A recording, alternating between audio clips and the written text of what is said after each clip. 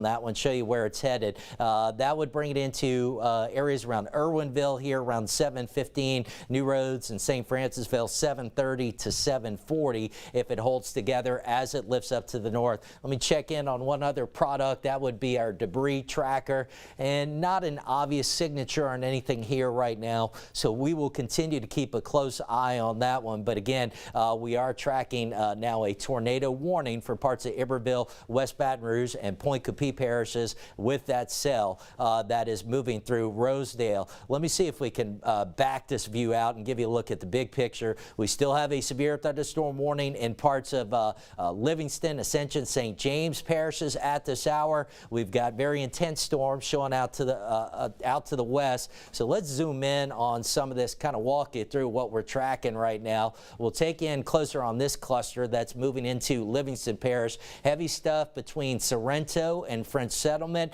This cell has shown signs at times of maybe producing some hail and or damaging winds. So that one's kind of moving to the east. So between French Settlement and the community of Maurepas, right along 22 here, that one's going to be crossing here for the next several minutes. South of Livingston around Frost, watch out, and eventually over towards Killeen and Springfield. That cell could impact you guys as well. All right, let's broaden the view out and take a look at what's happening. And I'm going to pull this a little bit west too to show you what's happening out to our west. We've got an intense squall line that has now made it through Lake Charles, moving into areas around Jennings at this hour. As that squall line moved through Lake Charles, the airport in Lake Charles reporting a wind gust to 63 miles per hour. Before that, in southeast Texas, we've been receiving reports of some damage in Port Arthur, possible tornado over that way. So no doubt a significant severe weather threat unfolding with that as it moves off to the east. Now we do all remain under a tornado watch. That's in effect locally in our part of the world. That's in effect now through 1 o'clock this afternoon. Let me pull this over just a bit and give you a look at that. So that watch is in effect through 1 o'clock this afternoon for parts of our world. Let's kind of reset on the warnings and see what we're tracking with those warnings right now. So again, we still have this tornado warning, Iberville, West Baton Rouge, Point Coupee parishes. That's in effect until 7:30, I believe. We'll check in on that. We also have a severe thunderstorm warning that was in effect prior to that. That's in effect through 7:45 right now. Let's give you a look at this warning. Ascension, St. James, parts of St. John and Livingston parishes. That one's in effect through 7:30. And now you can see another tornado warning here in St. Landry Parish. That one north of Lafayette. Let's see if we can get the time on that one.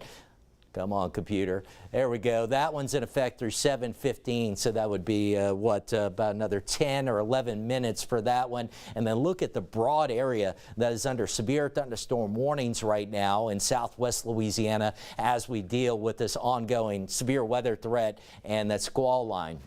Let's switch back to the traditional radar view, give you a look at what's happening around the area. And I'm going to zoom in again on our tornado warning cell, see what that one is looking like at this hour. So we'll come in closer, and here's a look at it. Now what I'm going to do is we're going to narrow this down to our closest radar in Hammond at this hour. And there you can see what looks like a hail signature showing up just a little bit west of Rosedale. The other thing you'll note, you see how you have this bit of an appendage that is showing up right over I-10. That's out on the basin right now. So as you get west of Gross Tate out on the basin, we have this appendage showing up that can certainly be evidence of rotation and sometimes a tornado. So it would be, generally speaking, in this area that notch we would be tracking most closely. Let's see what the hail product is showing right now. And there you can see it. We are seeing our hail tracker showing the potential of some hail. Kirsten, can you repeat what you said in the back?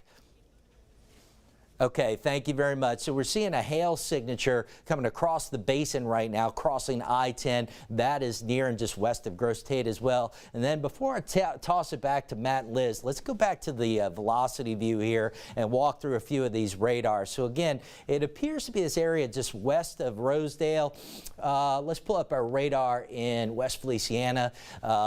Not getting a great view on it there. Let me take a look from our radar in Fort Polk. This appears to be the area area strongest winds right now, and where we might have some rotation. I'll put the storm track on this one more time just to give you a look at where it's headed next.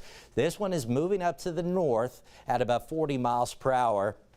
So you see some areas that are potentially in the path. Now, nothing confirmed with this, but into areas near Irwinville within about the next 10 minutes, up through Bush around 7:20, Jarrow at about 7:25, closer to False River as we get up towards 7:25. So guys, very active outside right now. Number warnings in effect, and that tornado watch in effect through 1 o'clock. I'm going to go reset on my end, check in on the latest, and let's toss it back to you guys. All right, Steve, thanks for keeping your eyes on that. We want to get you a live look out on the roads through the lens of our Brandon Shackelford. He is live in Titan 9 right now. He's actually making his way to Zachary there. He's on I-110 trying to get to that split there. You can see rain starting to come down the wet roads there. And Matt, we're seeing actually quite a bit of traffic here as people make their way possibly to work this morning. He's been on the road inside 9 since about 4:30 this morning. And in our part of the world, south of Louisiana, dry to begin. We saw that. And now we begin to see these changes as you know exactly what's kind of coming our way. Steve's radar has showed you that.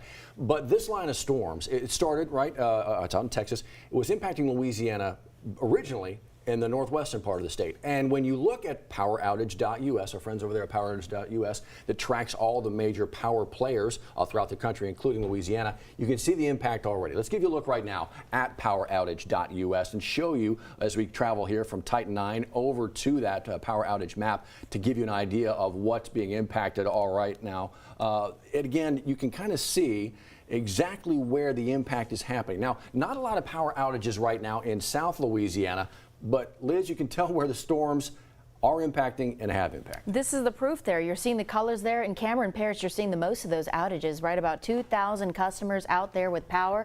And again, around the state, you're going to see a number of different power suppliers, right? Entergy is going to be that biggest power supplier, but right now, statewide, we're still tracking about 61,000 customers without power there. And the top half of that state, look, that was kind of par for the course as we began our morning together here. You can see in Natchitoches, you see a lot of about 2,000 people out. So we're going to continue to follow this here again, thanks to our friends at poweroutage.us. As that line of storms moves through, again, Assumption Parish, Ascension Parish, St. James, we're going to follow that to see how that impacts our specific viewing area. But let this be another reminder, folks, if you go out here and you're watching here Channel 9 on your cable TV, please have our app there on your phone. Go ahead and scan this while you're watching it. This is going to take you directly to the App Store or the Google Play Store to make sure you have a way to get alerted about any major warning alerts. And that tornado warning that just came through in the last 10-15 minutes, you get that updated to your phone in real time. Our digital team working with Steve and our First Alert weather team to make sure you have that information so you know exactly where to go to your safe space.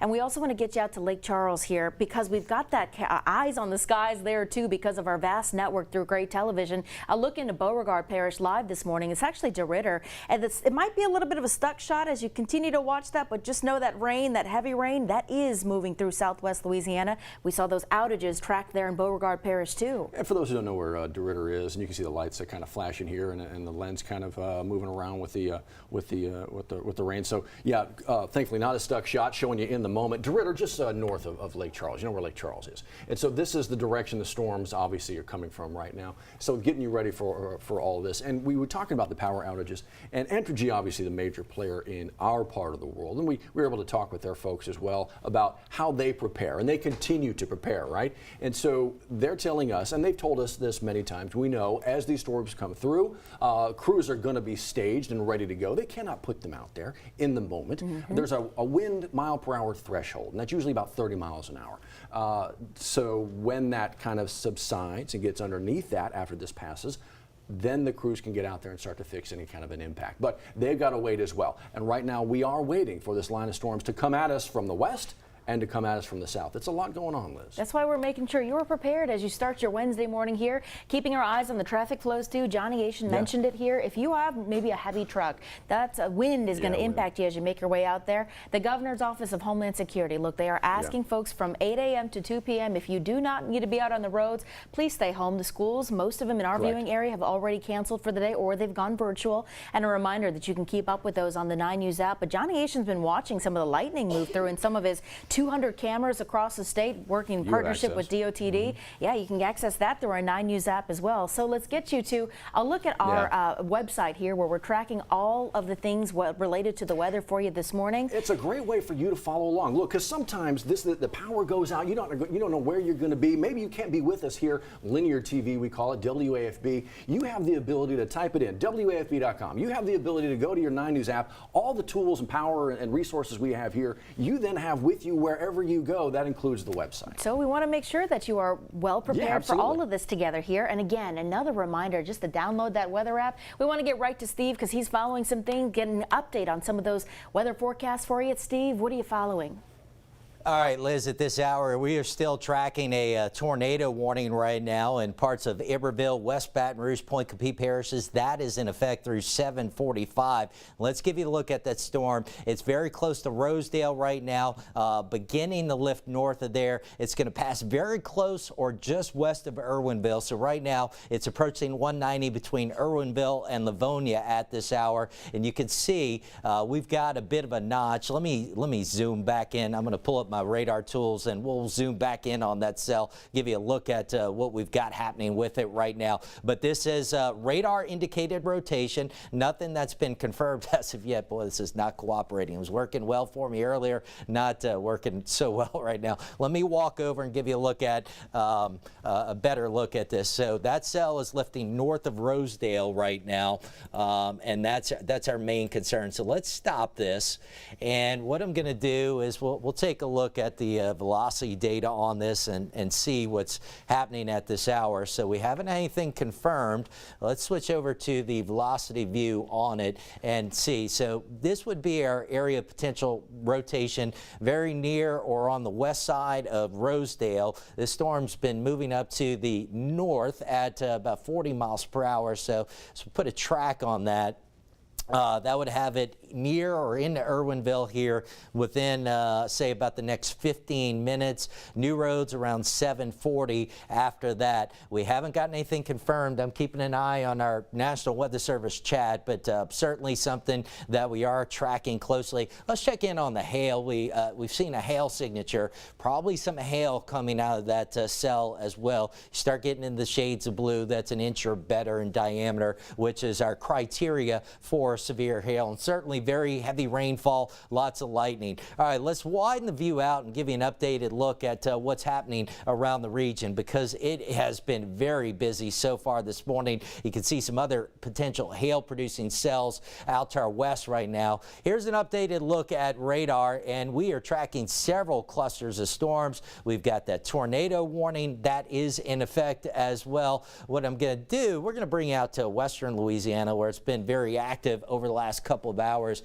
and look at this nasty bow that is showing up right now. When you see that, that's strong evidence of very strong and potentially damaging winds. So that's going to be rolling into the Lafayette area within, say, the next 20 or 30 minutes. If you missed it, we already had a wind gust in Lake Charles up to 63 miles per hour as that bow moved on through. So let's put a track on that bow, which has really started accelerating over the last hour or so, and give you a look at how that'll be progressing, because in addition to this tornado threat that we're tracking with some of the individual cells, if that bow echo maintains itself for another couple of hours, that will have the potential of producing widespread wind damage as it moves across South Louisiana. So that would have the bow into that damaging line of storms into Lafayette around 7:40, St. Francisville and up around False River a little bit before 8:30, into Baton Rouge not too long after 8:30,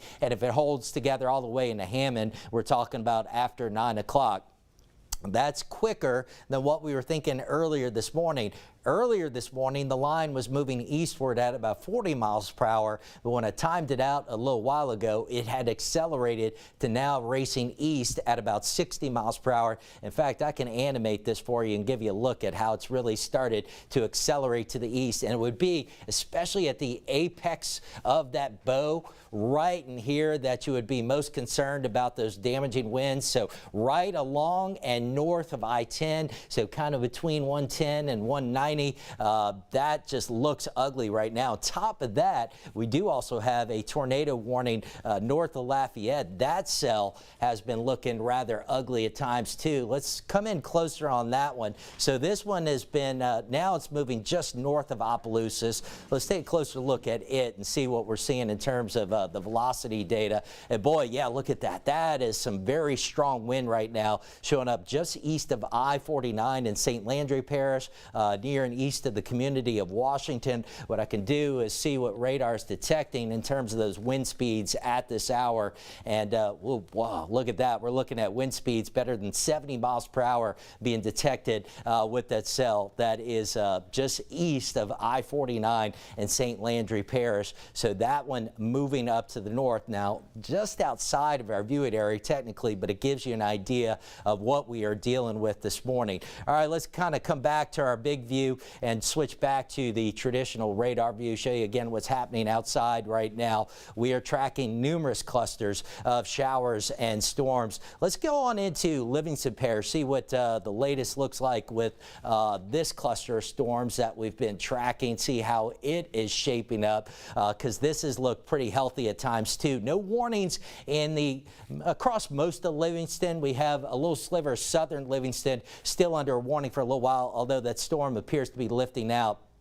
But certainly some very heavy rain right now from Fred Settlement east on 22 right on through Maurepas up into Killeen, Springfield, and now headed up towards Albany, Holden. That's headed over towards Ponchatoula, Hammond at this hour. Let me check in on the velocity data, see if we see anything interesting showing up here.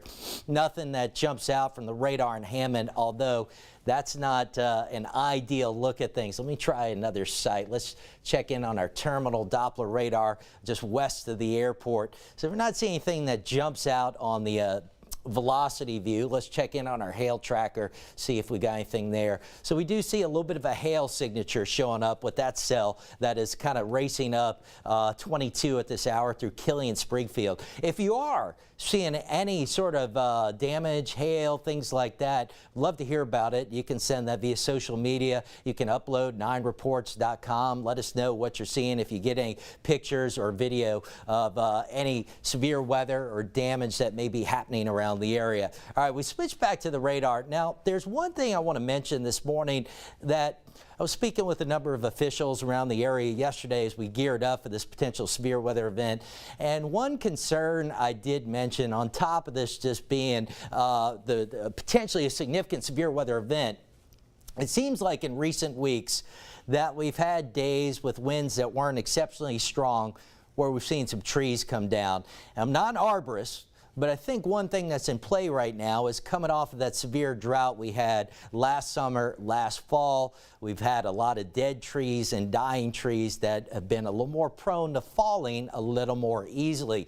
It's another thing to consider as we work our way through the morning and we deal with these potentially strong and damaging winds. Might not take as much wind as it normally does to bring trees down in some neighborhoods. So I would be prepared for some potential power outages. Let me take a look. We might have another warning. Let me zoom back in down to the south and see what we've got going on with this cell now, because that looks to me to potentially be a new severe thunderstorm warning. So we're looking just west of Laplace, parts of St. James Parish. And if you guys can drop that banner for a second, let me see if we can get a look at how long that warning is in effect. Thank you guys, appreciate that. So let's see, that warning is now in effect through 8 a.m. Severe thunderstorm warning there. Let's take a look at the velocity data on this one, see what we're tracking. All right, nothing obvious in the view from Hammond. Let me dial up the radar just west of the airport. So we do see hints of some rotation here showing up just east of Chack Bay. So that's northern Lafourche Parish headed up into St. James. So this area is St. James, eastern St. James, western St. John. We are seeing an area rotation, potentially some strong winds with that storm lifting up to the north. That'll eventually head up towards Airline, west of Laplace, I-10 near and west of Laplace as it tracks up to the north. So that is another cell that we're tracking at this hour. All right, we're going to send it back to the desk now. Is that the plan? All right, let's go back to Matt and Liz at the desk. Steve, thank you. So from that, all of that we're tracking on the radar, we also want to get you a live look out on the roads. Our Titan 9 crew out in the roads tracking that for you, so you don't have to be out there. Our crew kind of making their way to Zachary as we continue to follow that, and you can see a live picture. Not too much rain tracking, but you can see there though the streets are still pretty slick. So yeah, that's to be careful out there. Again, our Brandon Shackelford behind the wheel, and our Gabby Mercurio actually with him along for this ride to give you a better idea and a better look at what we're going to find out there as this line of storms, two lines of storms from the west and the south, come at us here. So, you know, what Steve was talking about, not an arborist, that kind of thing, but certainly knows a little bit about, as we continue to watch the storms come through here, the impact of wind on trees and then on houses and buildings. You know, back in 2008, Hurricane Gustav taught us a big time lesson down here, a hard lesson to learn, but we went to school on what it did to one of the most canopied cities in the country, Baton Rouge and beyond. And we did a lot of work. We and everybody around here, everybody did a lot of work on handling some of these trees. And so we're better off now than we were, but that's not to say the impact is not going to be there. To Steve's point, we had that major drought, weakening the trees, weakening the tree roots. So you get these winds coming in, and we could have these gusts at 75 miles an hour plus, and then you maybe get that isolated tornado and things get sideways. Literally, that's where the damage could come in. And then you got to wait for those crews to get out there. And Liz, they can't get out there. We're in the middle of all this. That puts them in danger, so they have to wait. That's it. And as Matt mentioned, we are watching two lines of storms here. So it may be sometime if you lose your power today, you need an alternate source to get some of these weather warnings that you have. And again, I've been watching our weather app. Our team has been letting you know when that weather is moving through our part of the world, especially in your specific neighborhood down to your parish. You can see in the Baton Rouge area here at Channel 9, we are under a tornado watch. But as Steve has been talking about there, our friends in Iberville, West Baton Rouge, Point Coupee Parish, that tornado warning, that's been extended through 8 o'clock here, and we're going to guide you through and walk you through it together. And you step out there and you see our day planner and the things that our team is watching today. It's all about making sure that you and your family are prepared. Another reason why we are out on the roads for you, so you don't have to be. Again, if you do not have to be into work today and maybe you haven't heard back from him yet, go ahead and play it safe here. But stay home with your children while you can. And we're also going to remind you all throughout the days, we're keeping our eyes on some things that might be canceled, including some games and closures today. The main concern right now is making sure you and your family stay safe. So the place we're going to put all this for you, right, so that you have access to it whenever you need it, whenever you want it, WAFB.com, and this right here, your 9 News app. This is the First Alert Weather app. You see the QR code right there? We're going to leave it up for a quick minute. All you do, open up the camera app on your phone, snap this, it's going to take you right to where you need to be. Easy access to, again, the First Alert Weather app. What that does, it gives you free access to all the technology our guys use every single day to keep you in the know. We got 2 meteorologists in the studio right now. Jared Silverman is here along with Dr. Steve Caparata, making sure that you have everything you need to know as these storms approach. This is the way to get it where you need it, when you need it. To that point, Jared just sent out that push alert through the weather app. It says, Jared here, radar, it's update showing strong to severe storms.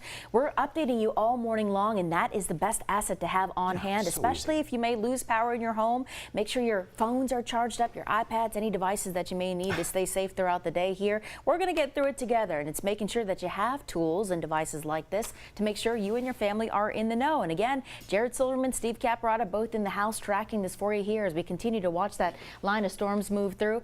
And so we're going to follow this as we continue to watch radar this morning here, getting you through 7:23 right now. Remember that tornado warning that we've been talking about for our friends, getting text messages from friends in West Baton Rouge Parish. There's no need to worry. You just need to make sure you're watching those storms. But to Steve's point, remember to have that safe space. Have you talked with your kids and devised a plan of where you're going to go? Last night before I went to bed. That's great. Absolutely. And it's the first thing I did this morning as they were kind of waking up. Look, no school, right? But I'm like, you don't get to sleep in this morning. I need you to be up and ready to go.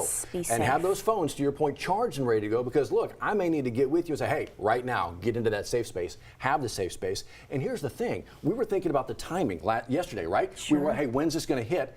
And at 4:30 this morning, we had a timing down for maybe the Baton Rouge area. The storm has picked up pace, and so now a little bit sooner we could see that impact. So very, very important. Have that safe space, have everything charged up and ready to go. To Matt's point, as this thing continues to move eastward more quickly than we thought, that's how quickly things can change in an instant. So we want to make sure you and your family are prepared as we step you through this Wednesday morning. Look, this should come as no surprise to anybody here as we track the severe weather in South Louisiana this morning. We've also been tracking power outages across the state, Matt. As that number inches upward, it matches the line of storms that we see here on Doppler radar. And so we're making sure that you are prepared. to have all the resources at hand. Got 2 meteorologists in this morning, making sure that you have everything you need to know as we monitor the changes and updates throughout this Wednesday. And so as you're kind of taking a look at against all the maps that we kind of rotate through and make sure you have a good view of everything that's going on. I mean, temperatures this morning, kind of the least of your concerns, but you still have access to all that as we cycle through it. Radar is what you're going to be focused on, and you can see those polygons that Steve and Jared are focused on as well.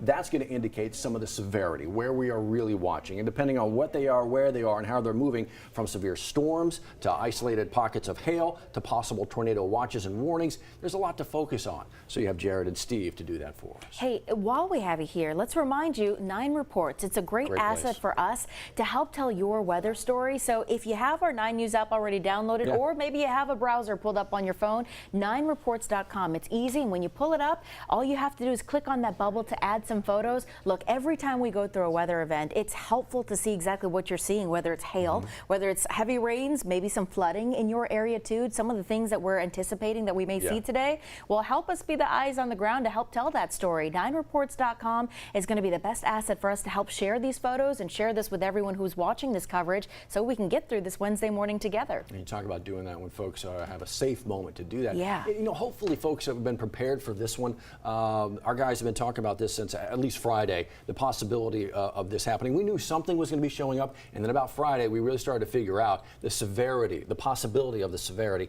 and so we really kind of saw it line up last night there in Texas, and to Steve's point, possibly some damage already out in Port Arthur, Texas.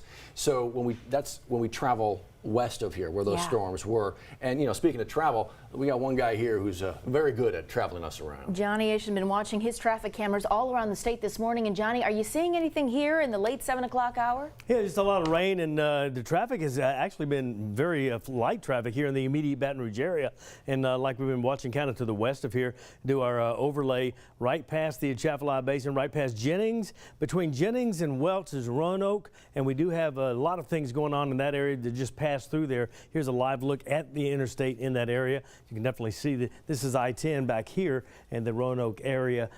This was just socked in a few minutes ago. You can certainly see a lot of lightning. Atchafalaya Basin traffic to and from Lafayette is very definitely slowed down, so we're going to keep an eye on that for you as we make our way in and around the area.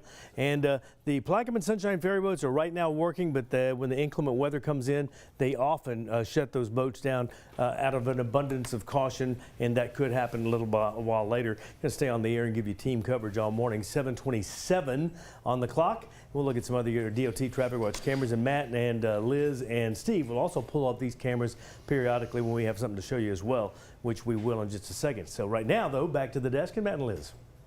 Johnny, thanks, appreciate it. So as he travels you around South Louisiana, this is a look around the rest of the state. And Liz, what we've seen all morning long, and we knew we were, these color changes. This is our friends over at PowerOutage.us showing exactly the power outages all across the state, all the major power players, and we've seen it increase. That's it. Right now at this hour at 7:28, you've got about 85,000 roughly customers out without power. You can see the severity of the color there, the legend at the bottom of your screen. Yeah, Cameron Parish, Calcasieu Parish, Jeff Davis and Beauregard. That's that square there, that pocket of Southwest Louisiana that's seeing the majority of those power outages at this hour. Now, when we got in this morning, Matt, overnight, of course, we saw that line of storms from Texas to Northwest Louisiana track those outages. So even here as we get through, you can see some of those power companies getting back online. We're seeing a lot more blue at this hour than we did just a few hours ago, which means the power companies, they're hard at it now that the threat has moved up past parts of the Northwest Louisiana region there. And if you scroll down to the bottom of the screen, this is a live look at PowerOutage.us. You can even see some of the untracked providers. So those are some of the companies that may not be reporting those numbers.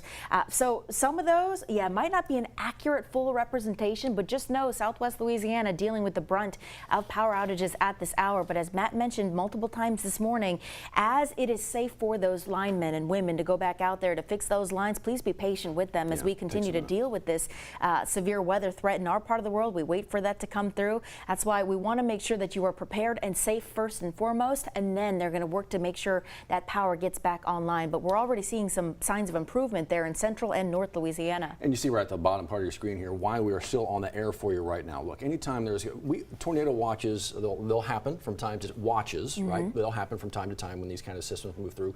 You'll have different watches pop off. When it's a warning, this is something completely different. This is, we believe, at least radar indicated something could be out there right now, something has been spotted. A warning is real, and that is why we're still on the air, making sure that our guys have access, you have access to our guys in that moment, and we do have that warning still out there. Iberville, Point Capee, West Baton Rouge for another, that was going to go to about 7:45 this morning at 7:30, and so we can actually get... That warning's canceled. That warning has just been canceled. That's literally, okay, so this is why we stay on the air, because this changes so rapidly.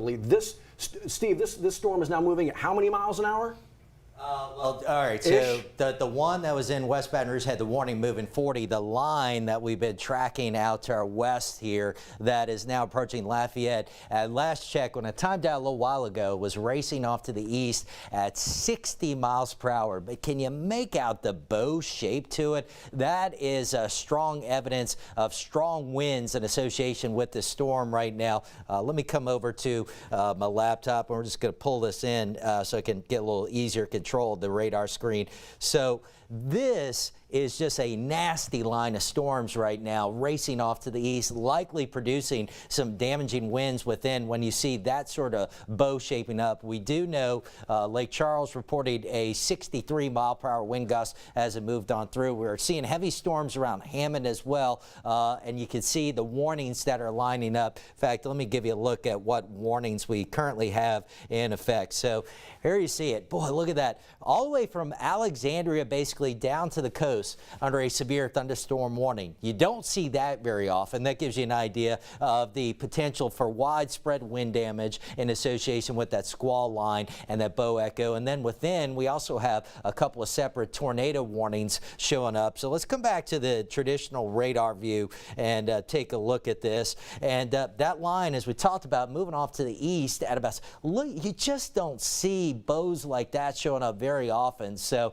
especially when you kind of get around the apex of one of these bows in this area that's maybe just north of Lafayette, maybe not too far from, say, Karen Crow up towards Opelousas. We'll check in on Opelousas. We do have a weather station there. Going to be interesting to see what kind of winds are reported as that line moves on through. But really, anywhere along that line is going to be capable of producing damaging winds. Let's switch over to the velocity view on this and see what we are picking up. And we're going to, boy, man, that again, that's just a strong signature of a strong wind showing up. Let me sample and query some of those winds right now, see what the radar at least is detecting. And yeah, there you can see winds of 60 miles per hour or better. In fact, let's zoom in on that just a little bit and see if we get anything, get a little more detail on it. So right now, there it is, this area between Eunice and Opelousas on 190. So Opelousas should give us a good measure of just how strong these winds are shortly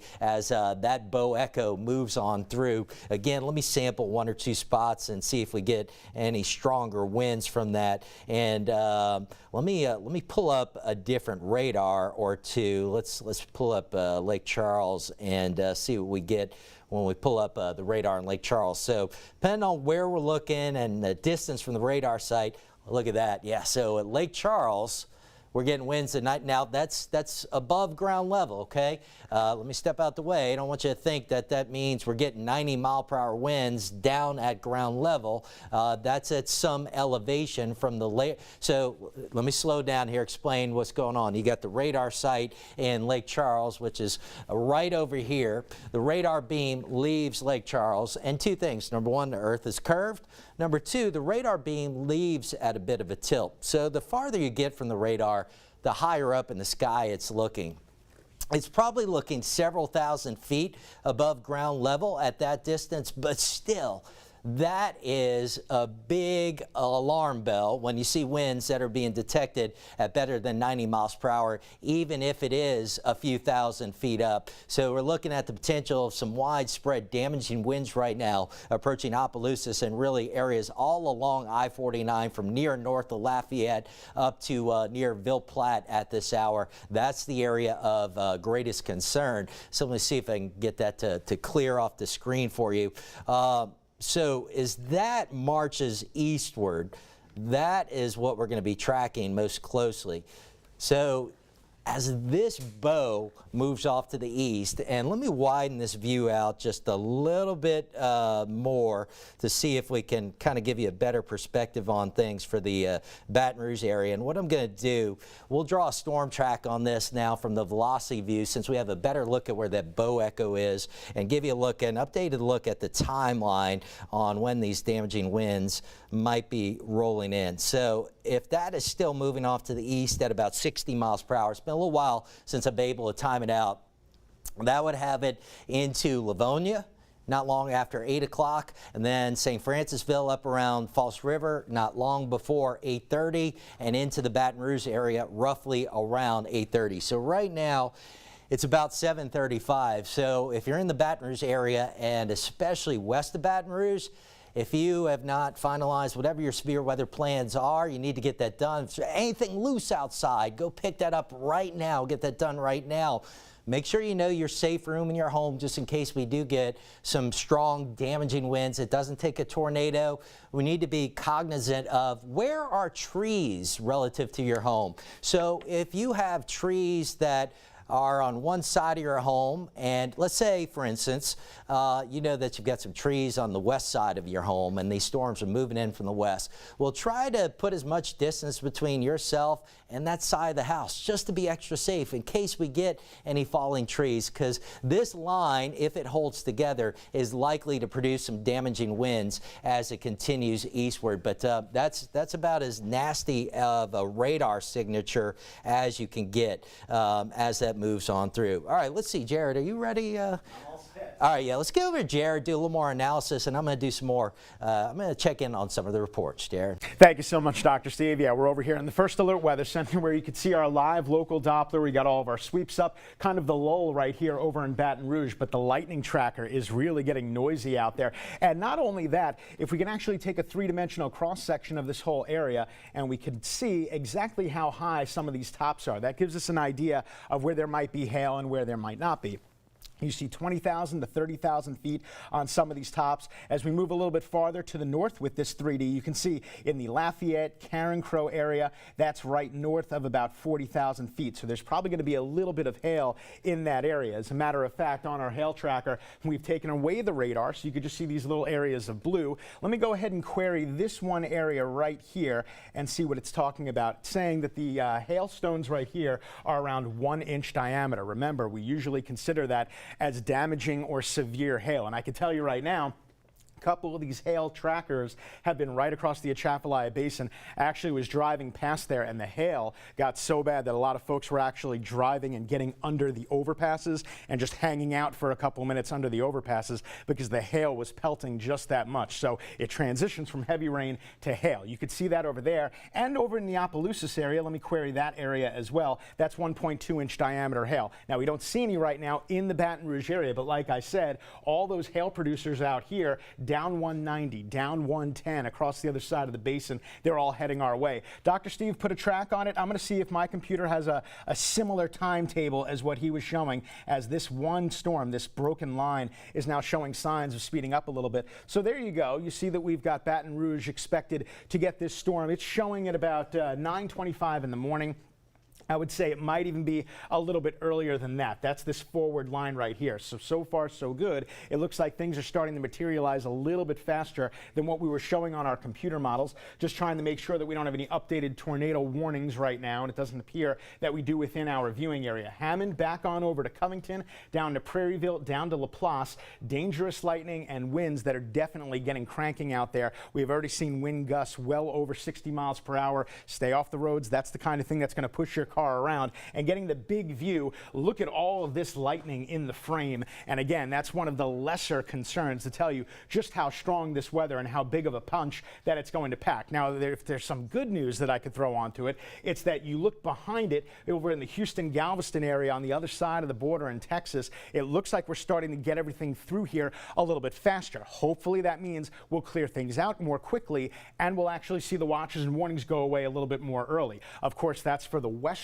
part of the viewing area. The farther east you go, places like New Orleans, they're going to be under the gun for quite some time. I would say that threat there is going to be significant. Now, this is another graphic that we actually have here at WAFB. It's very, very helpful. This is tornado potential strength, and it actually looks forward, so it looks to the areas that could be targeted by a tornado, not just right now, but it actually looks ahead up to about 24 hours out. And anything that you see in red, that means not only is the potential there for a tornado, but the possibility of a stronger tornado. We talked about how we would have the possibility of not only EF0 but even EF2, possibly greater strength than that. And the farther south you go, interesting that it's showing between Convent and Homa. Of course, that's looking at about 9:30, so that's about 2 hours into the future. We'll go ahead and move it a little bit further, and as I said, the one good thing, if I could just put a silver lining on this, the forward speed is a little bit faster. Not good for the winds, not good for the rain, but at least that tells us that the storm system is not going to linger.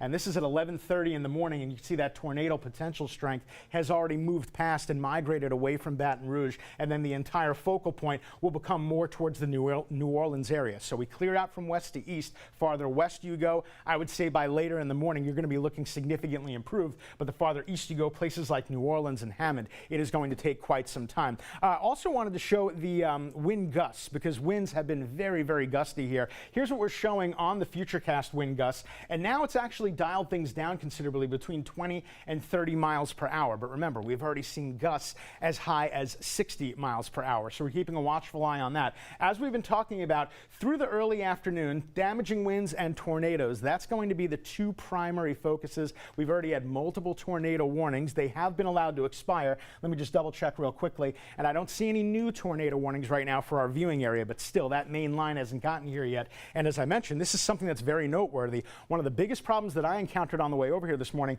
was actually hail. 1-inch diameter hail. Again, we consider that damaging hail, and these were actually the lesser concerns, the lesser threats. So every single mode, all four of them, are something that we've got to be concerned about. The tornado possibility within 25 miles is 15%. 15% doesn't sound like a big number, but I'm telling you, when you're talking about tornadoes, that's actually almost what I would consider a significant number. So we tell you how to prepare, as today is a First Alert Weather Day. We show you that with the red banners. Download our WAFB First Alert Weather app. If you don't have it, you still have time to crank it out right now. Visit WAFB.com/WAFB apps. Secure any of your loose stuff if you still haven't done that yet. You still have a chance to do that. And if you could move your vehicles and try to protect them again, because when these bigger storm cells start to move through, that's going to really pelt your vehicle. I've seen it happen before. It could be costly damage, no doubt about it, even to roofs on houses. That's something we're going to have to take a look at when all is said and done here. We still have the wind advisory in effect 9 a.m. through 6 p.m. Wednesday, and up to the north.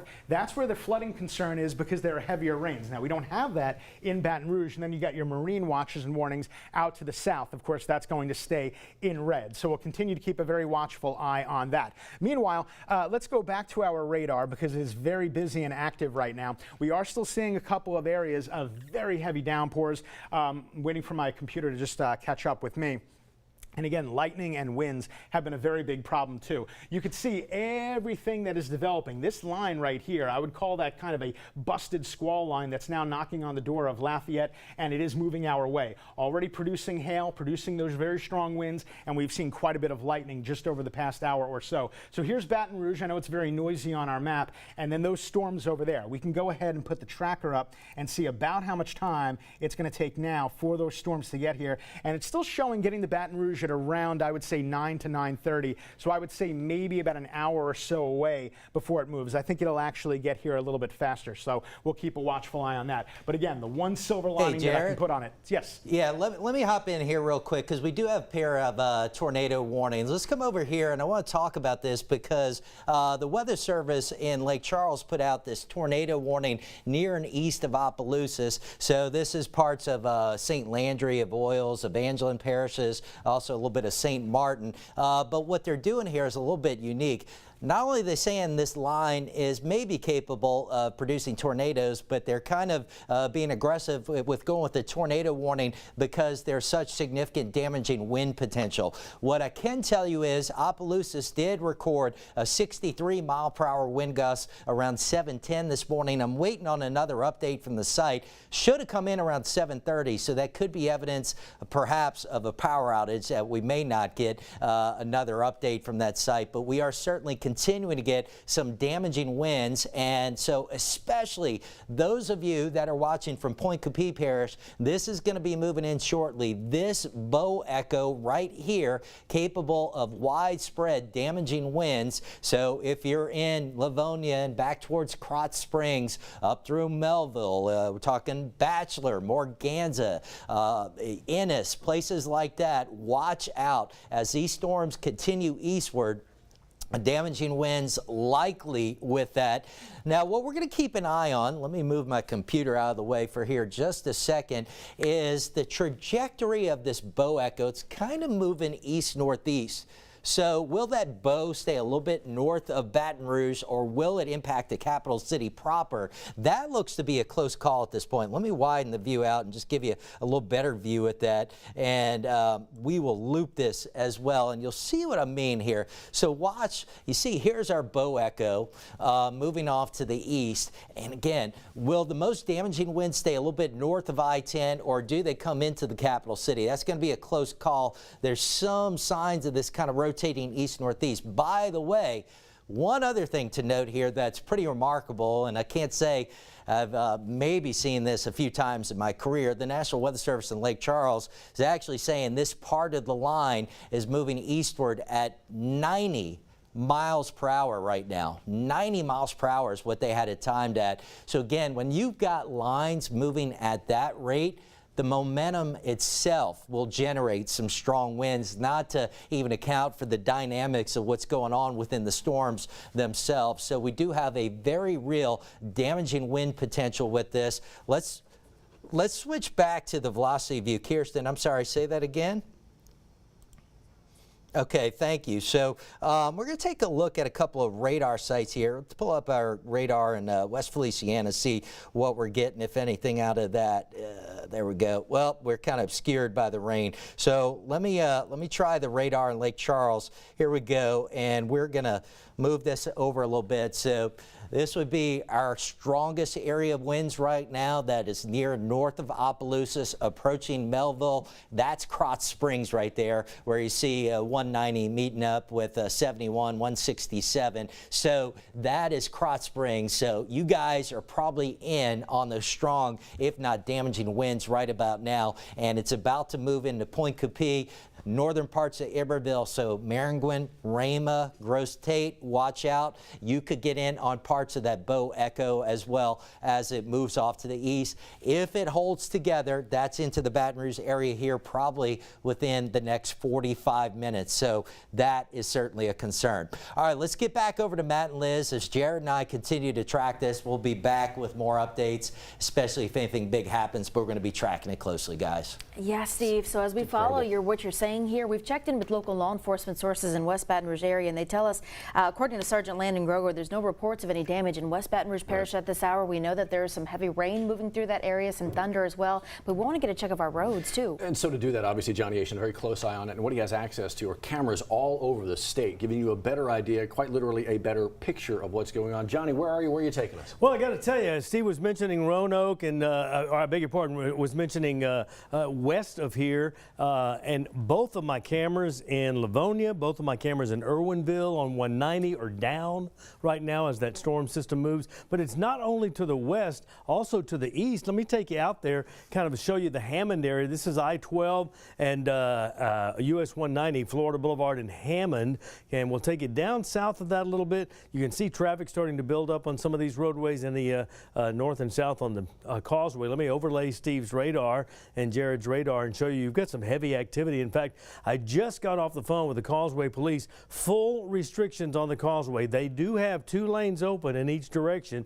Sometimes they'll reduce it to 1 lane and back the speeds off to 35 miles per hour, or they'll convoy you.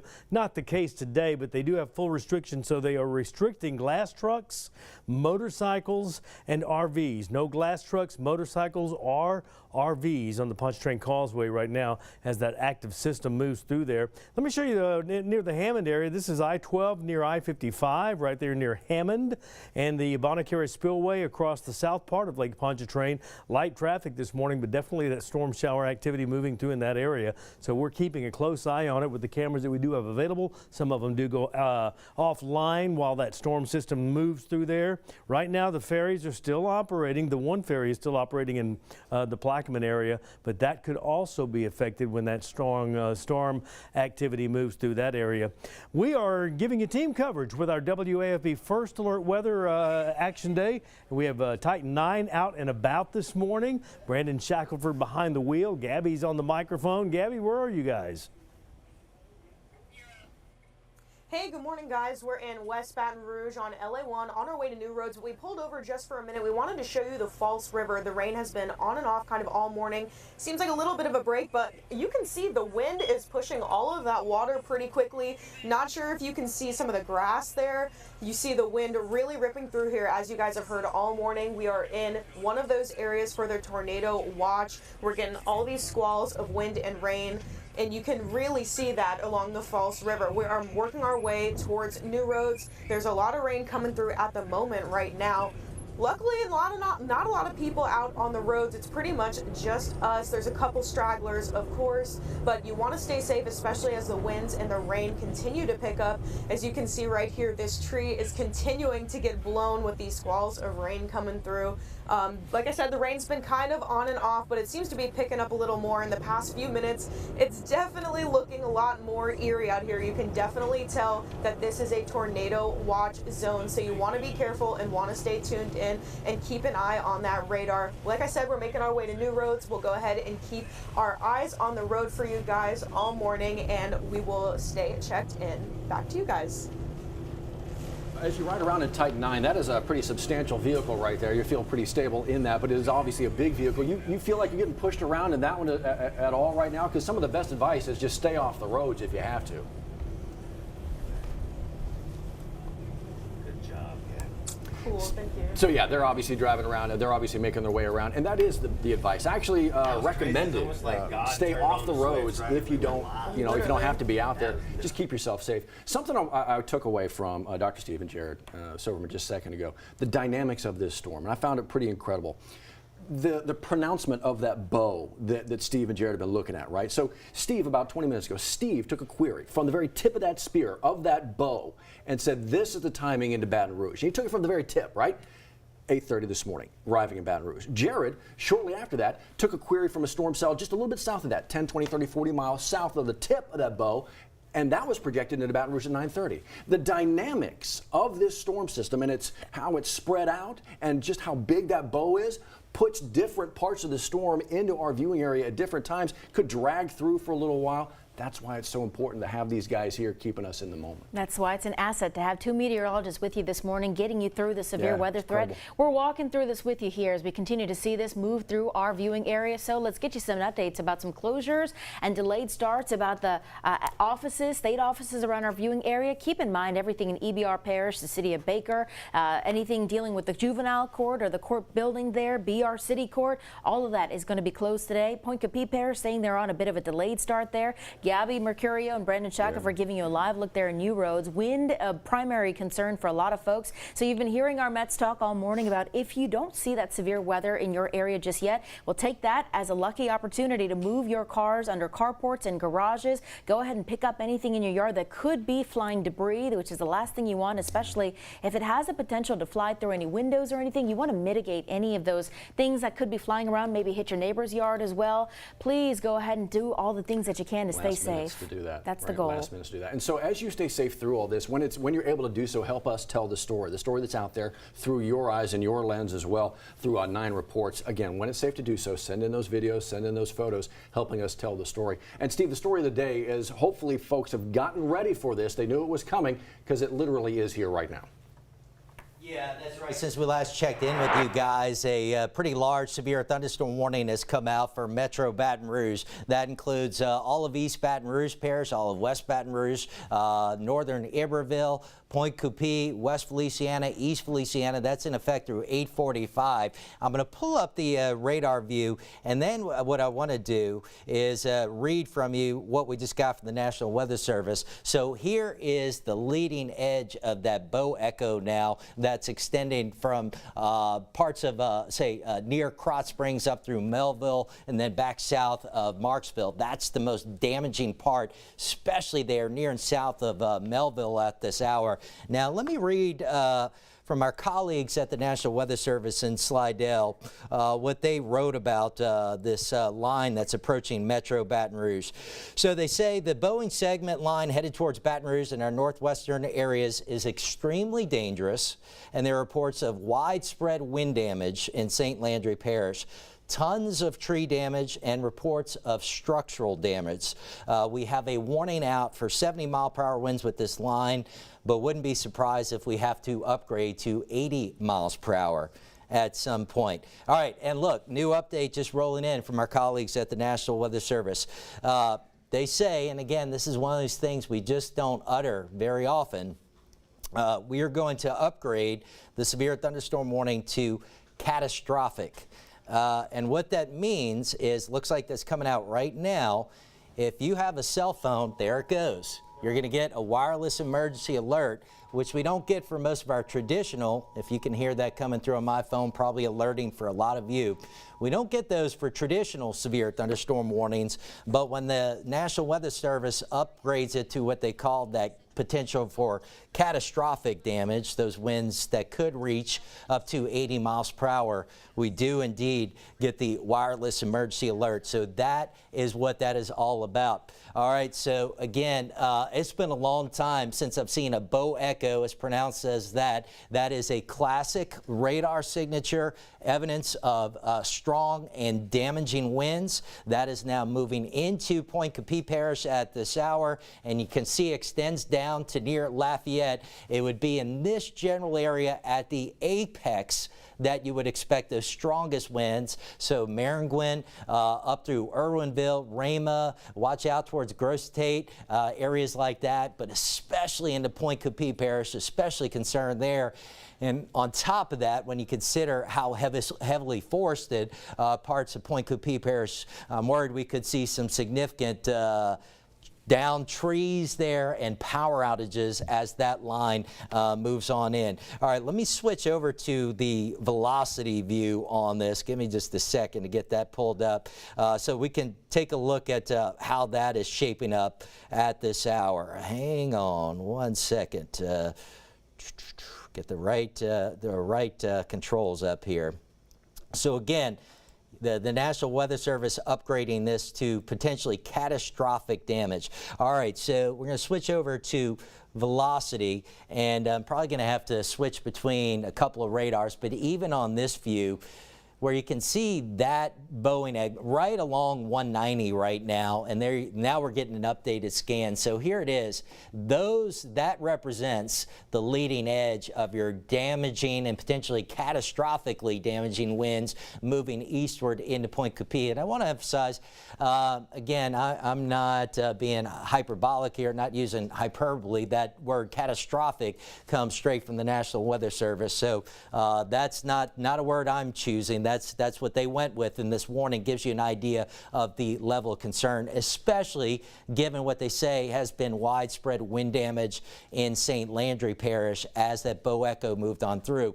So if that trajectory continues eastward here right along 190, at minimum that's going to bring it into northern parts of East Baton Rouge Parish, near and north of downtown, and then we will see what happens to the southern extent. But in particular, Point Coupee, the northern half of EBR, and then parts of the Felicianas, not a bad idea to treat this like a tornado warning and get to your safe room until these winds pass, because the winds could be that strong. Even though it may not be a tornado, the winds could rival a tornado just in straight line form. All right, let's get over to Jared now with more. Thank you so much for that, Steve. Yeah, we're looking live at that first alert Doppler radar. which still has quite a bit in the way of lightning. There you can see we've got our velocities up as well, indicating the areas where the red, it's moving away from the radar, green towards. Tornado warning still over there. You see Wednesday, 8 a.m. at St. Landry Parish. And as Steve mentioned, this bow echo continues to become more pronounced as it starts to encroach on the Baton Rouge area. We got all these little polygons and boxes up indicating the severe thunderstorm warning. That's in effect right now for the immediate Baton Rouge area. Even though right now we're seeing a little bit of a lull, it's not just the tornado threat and it's not just the winds, also the impact of hail. And especially if you're on the roads, which you really should not be, if you're going to be driving, that hail impacts you when you're going 60, 70 miles per hour. It could impact your car that much more, dent the windshield, dent the car. And you already see a couple of areas here highlighted in blue. I'll go ahead and query those and we could find out what kind of size of hail they have. And back to the Opelousas area, in between the Atchafalaya Basin here to Baton Rouge, that's showing about 3/4 of an inch. That's actually right on the line with what we consider severe hail and possibly property damaging hail. North of Opelousas, over 1-inch diameter hail, but it was really pelting. I came across the basin about an hour or two ago and I could tell you it is really, really driving out there, especially in these areas where you see these deeper reds. 190 back on over to I-10, and you can see it's starting to put on a little more forward speed. The one good thing about that is hopefully that means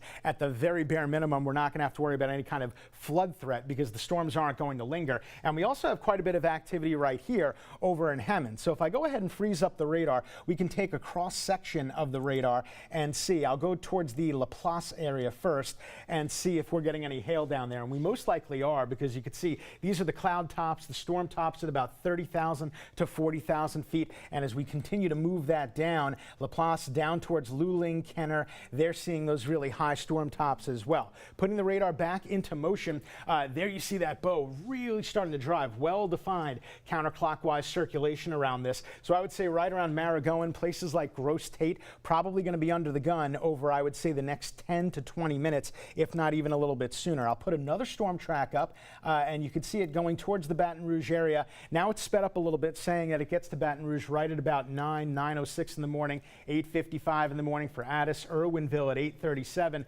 and Livonia at 8:23. So again, from the Atchafalaya Basin to the western part of Baton Rouge, going to be under the gun, I would say, between now and about 1 hour from now. So if you don't need to be on the roads, definitely stay indoors. We still have our Doppler velocities up.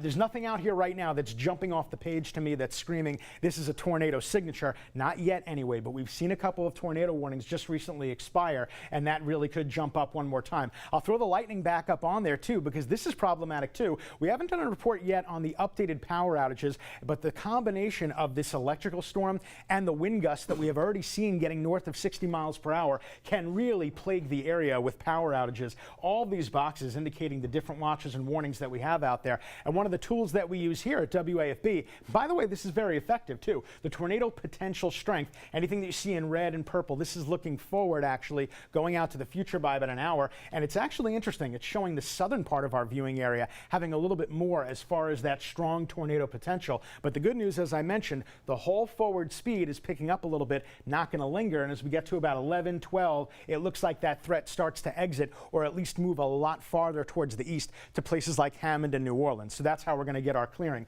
Still the two primary threats, damaging winds, which we've already seen, and more to come. Tornadoes at a 15% chance within a 25-mile radius. Now that 15% might seem like a low number, but it's actually relatively significant as far as tornadoes are concerned. You see hail and flooding are the smaller threats, but we have already seen 1-inch diameter hail. So again, we put this out here. If you don't already have the First Alert Weather app, not too late, jump on now, WAFB.com. for our WAFB apps, and make sure you get out there. If you haven't done so yet and the storms haven't hit, get out there, secure your property too. Also, if a tornado warning does come up and you are somewhere in the path of that, we remind you to know your safe space, which again, because we don't have basements over here, that could vary from place to place. You want to be on the first floor, the bottom floor, in an interior room. So you want one of those rooms that's really small. A pantry might be a bad idea because you've got a lot of items in there. So you're looking for the smallest room, something that doesn't have a lot of items, something like an interior bathroom, preferably an interior bathroom that doesn't have a window outside. If there are no windows, that's even a little bit better. Or if it really comes to it, remember what you can also do. You can get into the bathtub and then secure yourself by putting a mattress over your head or something that can secure your head as well. We've got multiple watches, warnings, and advisories out there. We're still under that wind advisory from 9 a.m. to 6 p.m. When you go north of Baton Rouge, that area in green, indicating the flood concerns, and then the farther south you go, down over towards the coast, that concern over there is with special marine watches and warnings that we'll keep an eye on. Back on over to our radar to see if we're seeing any new tornado warnings pop up, and right now I don't see any. But we certainly have copious amounts of lightning. I would say thousands of strikes just within this one bow that's heading our way. And it will continue to press on. There's a little bit of hail, and you can see it's starting to drive a little bit closer. So if you're in between Marigowan, let me zoom in a little bit closer there to see just how close it's getting. I would say if you're in the Rosedale area, let's go in a little bit tighter. And if you're around Grosse Tate as well, you guys are literally right about to get hit.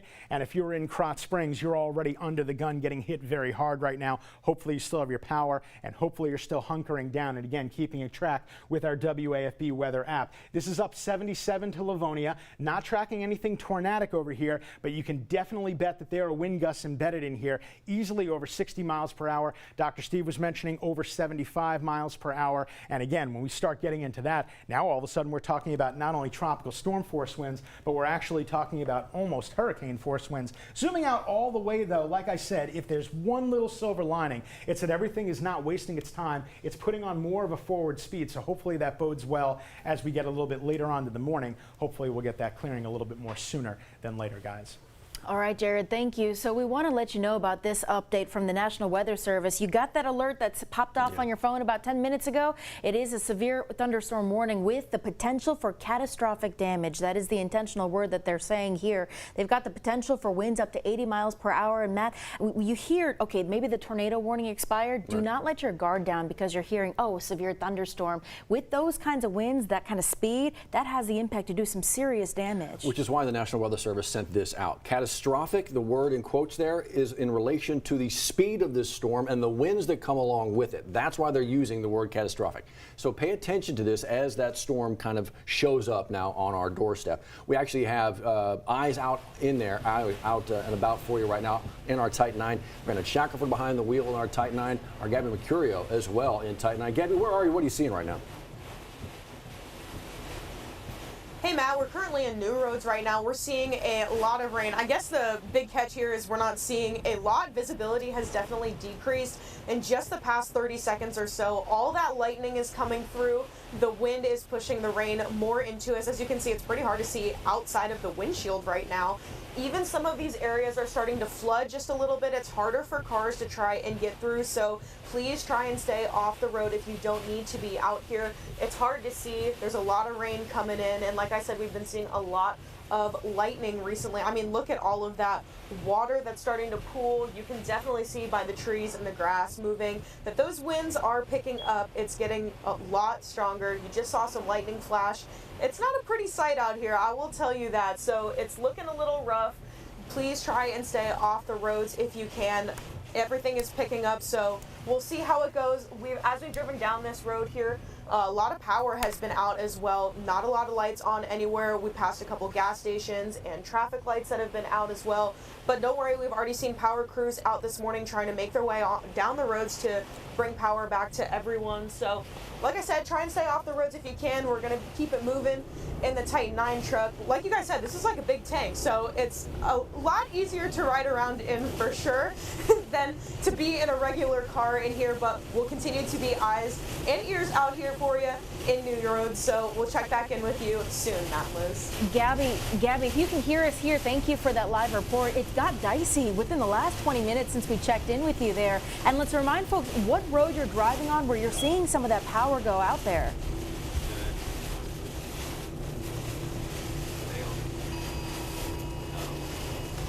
Watch. We're hearing a weather alert go off. I'm assuming on one of their phones there in the car. Again, that's Brandon Shackelford and Gabriella Mercurio reporting in Point Coupee Parish, riding along new roads where, again, we checked in with them in the last 20 minutes. Gabby, I don't know if you can hear us here, but just how quickly that weather picture changes.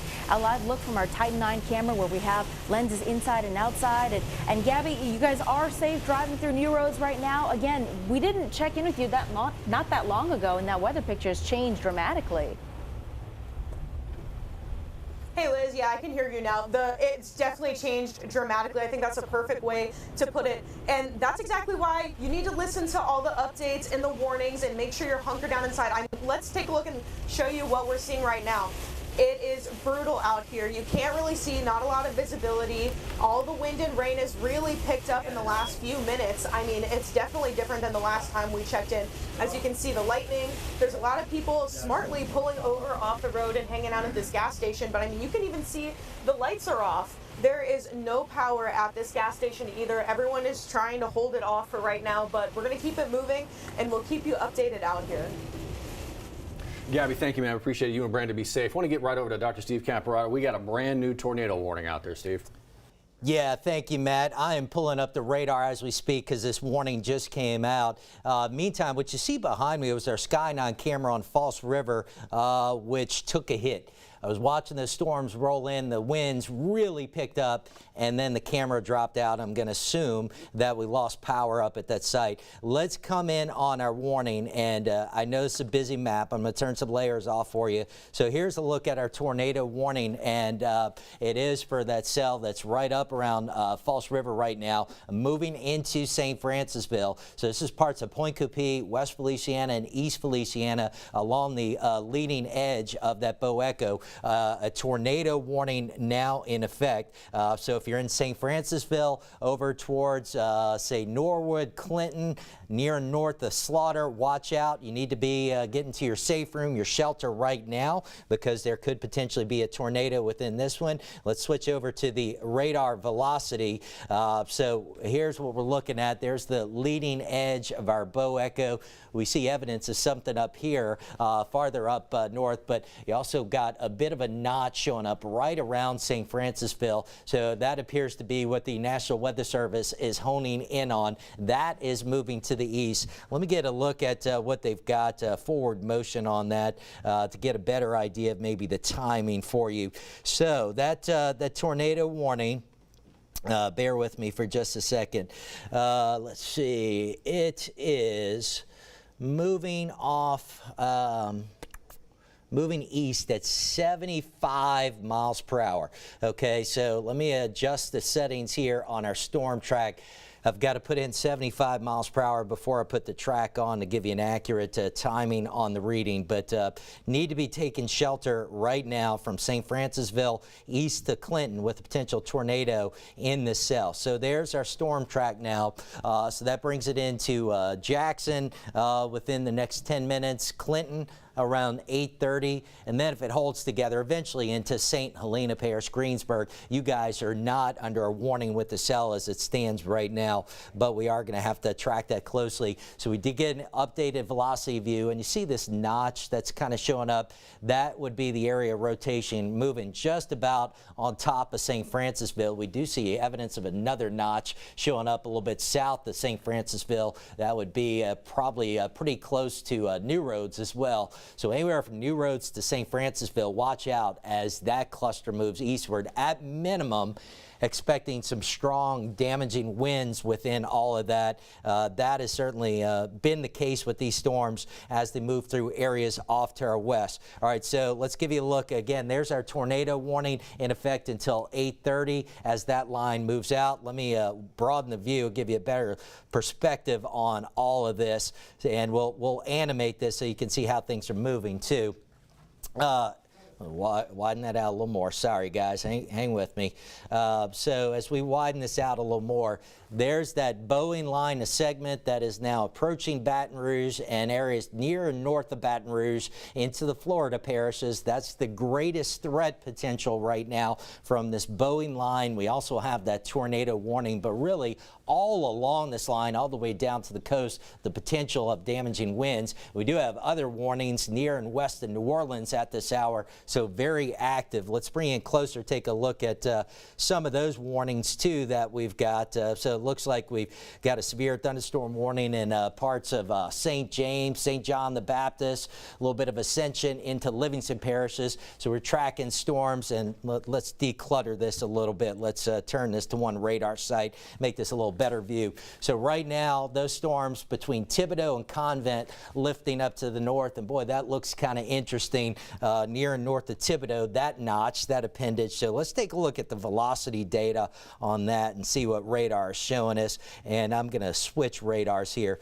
Okay, so yeah, certainly some rotation showing up here too. So that's crossing right across the parish line from Lafourche into St. James right now, south of Convent. This is right now a severe thunderstorm warning, not a tornado warning, but given what we're seeing there, at least some rotation and that notch that I was seeing in the more traditional, what we call the reflectivity view, we need to be ready for the potential of a tornado. This one could produce a tornado at any time as it lifts up to the northeast. Looks like that may pass a little bit east of Convent and maybe west of Laplace, but we're going to have to track that one closely. We also are seeing some stronger storms down around New Orleans. All right, let's switch back to the traditional radar view now and see what we've got in the big scheme of things. So again, and let me turn off that warning box for a second. So we can get a better look at this bow echo. So it is right here along this line of storms now that's just west of Port Allen, up through Irwinville, right across False River, St. Francisville, bending back towards Angola. That line has the damaging wind potential, so that is roughly Baton Rouge northward, especially right along the apex of that bow. That's where you would expect the strong. So we've got strong winds punching in from the backside right there. So that's where you would expect the strongest winds right now, especially northern parts of EBR, West Feliciana, East Feliciana. That's the greatest risk. We do have that tornado warning as well. That cell is crossing 61 right now in St. Francisville at this hour. So we also, within this line, not only have that significant damaging wind potential, but that potential for maybe a tornado or two. You can really see the bow here. All right, that's our velocity view, the radar velocity, and that gives you a good indication of where the strong winds are. Let me do one other thing here, and then I'll toss it over to Jared if he's ready. But I did want to pull up the storm reports just to show you what's been happening out to our west. Give me a second to find. Here we go. So as we pull this out to the west, the reports are still rolling in, but you can see hail. There's our wind damage in St. Landry, possible tornadoes around Lake Charles, wind damage along the state line as well. Very active morning. If you're anywhere from Baton Rouge northward, hunker down. Not a bad idea to get into a safe room until this line passes. Jared? Thank you so much for that, Dr. Steve. Yeah, we're still keeping a very close eye on both Eastern Feliciana, Westphal, also Point Capee, and that's tornado warnings in effect from right now until 8:30 in the morning. Lightning tracker up. We've seen thousands of strikes just in this area, and at the velocity, as Dr. Steve was just telling you, in between St. Francisville, back on over to places like Zachary and Slaughter, you can see the outer makings of that bow echo, where we're really seeing those winds gust over 60 miles per hour. We'll have an update momentarily on what that's doing as far as power is concerned. But it's not just that. Even one of our minimal threats, which was actually hail, we're already seeing areas of 1-inch diameter hail. What you see right here, it looks like a little bit of clouds, a little bit of gray. That's actually our hail tracker in between Melville going to St. Francisville. If you're in Livonia, right around 190, then down to I-10 over the Atchafalaya Basin, in between places like Gross Tate, and then just on the west side of Baton Rouge, as this bow echo is really starting to bow out even more. But as it does so, it puts on a little bit more speed. Kind of a good news, bad news scenario. Bad news because that's going to make the winds gust even higher. Good news because maybe the flooding won't be that bad and everything will actually move out relatively quickly. So right now, I would say Gross Tate, and let's go ahead and get a little bit closer to that area on our radar. Rosedale to Livonia, definitely under the gun. If you don't need to be outside, I would say definitely stay indoors. Baton Rouge right now, I can hear a quick thunderstorm overhead right now. And you know what? We're looking live, actually. Thank you for that. That's a live shot over in New Roads. I'm actually not surprised by that because our Doppler just indicated not only strong winds over there, but also that's where the tornado warning is. So no doubt, if you live anywhere near that area in New Roads, you probably had your phone start chirping and making that loud noise. That was for the emergency update. And you are looking live off our Titan 9 as we pan around the New Roads area. You know, this is exactly what Dr. Steve was talking about. We've been concerned about this for a while. It actually goes all the way back. Remember last summer we were really in that drought? Well, in some cases the drought kind of weakened up the trees a little bit, and then over the past couple of severe weather events that we've had, 40 mile an hour, 50 mile per hour winds, doesn't sound that bad, but it loosens up the trees a little more and a little bit more. Not only is this a concern for this morning, and I bet you as we move through the morning you're going to see more pictures just like this. That's why we're asking you very, very much so, stay off the roads if you don't need to be on them. Hunker down in your home, stay until this area completely clears out. And I'm sure we're going to see more of that. We're actually even concerned for the upcoming hurricane season because there are a lot of weakened trees. Now, you can see, once again, Rosedale over to Baton Rouge. I want to go ahead as you look at that and put our tracker, our storm tracker up to see if it's still saying the same thing for Baton Rouge. It's sped up a little bit. Now our storm tracker has Lynch at 828, Choctaw at 835, Addis around 840, LSU's campus at about 848, and then it says 852 for the downtown Baton Rouge area. And again, that's for that bow echo that we're seeing. And when you throw the lightning in there, you see this really is a very powerful storm causing very strong winds, 1-inch diameter hail. Not too bad so far as flooding is concerned. And like I said, the good news, the forward speed behind this storm, it's not really lingering. So behind it, we're starting to see a little bit of a clearing there. That's going to help things out. Also throughout the morning, we've been showing this tornado potential strength graphic, and anywhere where you see red, that means you have that potential there, not only for a possible tornado or rotation,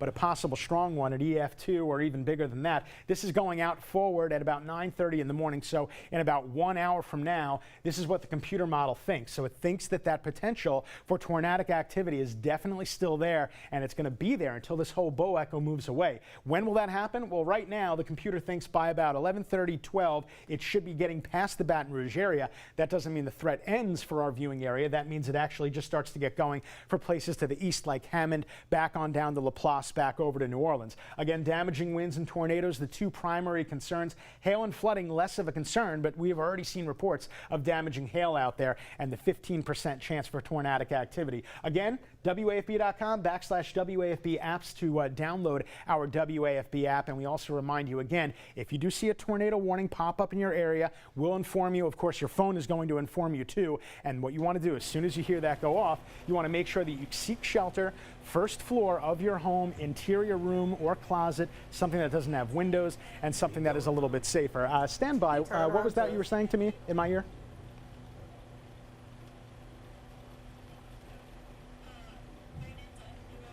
Yeah, so now they're starting to block off the street that you see there over in New Roads. We'll bring it back to Dr. Steve. Dr. Steve, if you're ready for him. Yeah, thank you, Jared. I think that was along LA1 between New Roads and Morganza. Our Titan 9 out there tracking the severe weather that's rolling through the area. As a reminder, not far from there, we do have a tornado warning that's in effect through 8:30 this morning. That extends from St. Francisville to near Clinton. Nothing confirmed out of this. I just double-checked that with the National Weather Service. There was a little bit of an error in what went out in their warning that implied that there might be something on the ground. Nothing confirmed from it, but this is partially also to warn of what could be significantly damaging winds, especially in this general area from St. Francisville up to Clinton. So you can see this bow echo that is moving into the metro area. Let's switch over to the velocity view and give you a look at where the strongest winds are right now. And what you'll see is right along that leading edge. Here it is. That is our area of greatest concern. So right now, right along the, we lost that scan. It should come back. But again, right along the border, east and west Louisiana parishes, now extending in the northwestern parts of EBR. Let me see if I can switch radars until that comes back. No, here it comes. Well, it's kind of partially filling in. So we'll switch, see if we can get another radar view on that. Boy, none of these have a great view right now as we kind of lost some of our data. But let's go back to traditional radar. That bow echo had a history of producing damaging winds along its path. Now, let me expand this view out just a little bit quickly here. I think in Baton Rouge proper, it's going to be a close call on whether we get in on those significantly damaging winds or whether they stay just a little bit north of the city. High confidence in damaging winds up in this area from near Baker up to west of Clinton and extending just across the state line to just south of Woodville, just southwest of Centerville. High confidence that we probably have some damaging winds in that part of the line. Down farther south, they may not be quite as strong because where you see that bowing out, that's where the strongest would be expected, but still could very well be some very strong and potentially damaging winds right now with the line that extends near and east of Gross Tate up through Irwinville and is moving into Baton Rouge. That's going to be into the city here within probably about the next 20 minutes, and we'll just widen the view out one more time, give you a look at the bigger picture on this. And let me turn off a couple of radars to kind of clean it up for you, show you what is happening. You can see this line does extend all the way down to the coast, not as intense farther south, but from Metro Baton Rouge northward, still a very intense bow echo showing up at this hour. Let's reset on the warnings quickly, and you guys in the back tell me if we need to go. So let me run through the warnings because we have got a bunch right now. Not only do we have that tornado warning in effect through 8:30 for West and East Feliciana, we've got severe thunderstorm warnings for much of Metro Baton Rouge, East and West Baton Rouge, the Felicianas, Point Coupee, and northern parts of Iberville Parish. Let's see if that'll pop up. Try it again. Give you a look at the warning time. So that one's in effect through 8:45 for the Baton Rouge area. Probably going to see some extensions on some of these. Right now it's coming up on 8:25. We've got a warning in Ascension, St. James, St. John the Baptist, Livingston. That one is also through 8:45.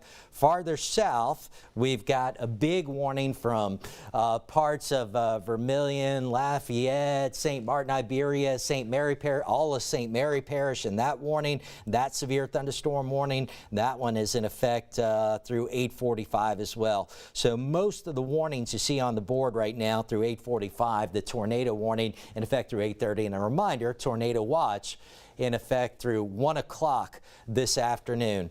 All right, you guys ready to take it? All right, let's go back to the desk.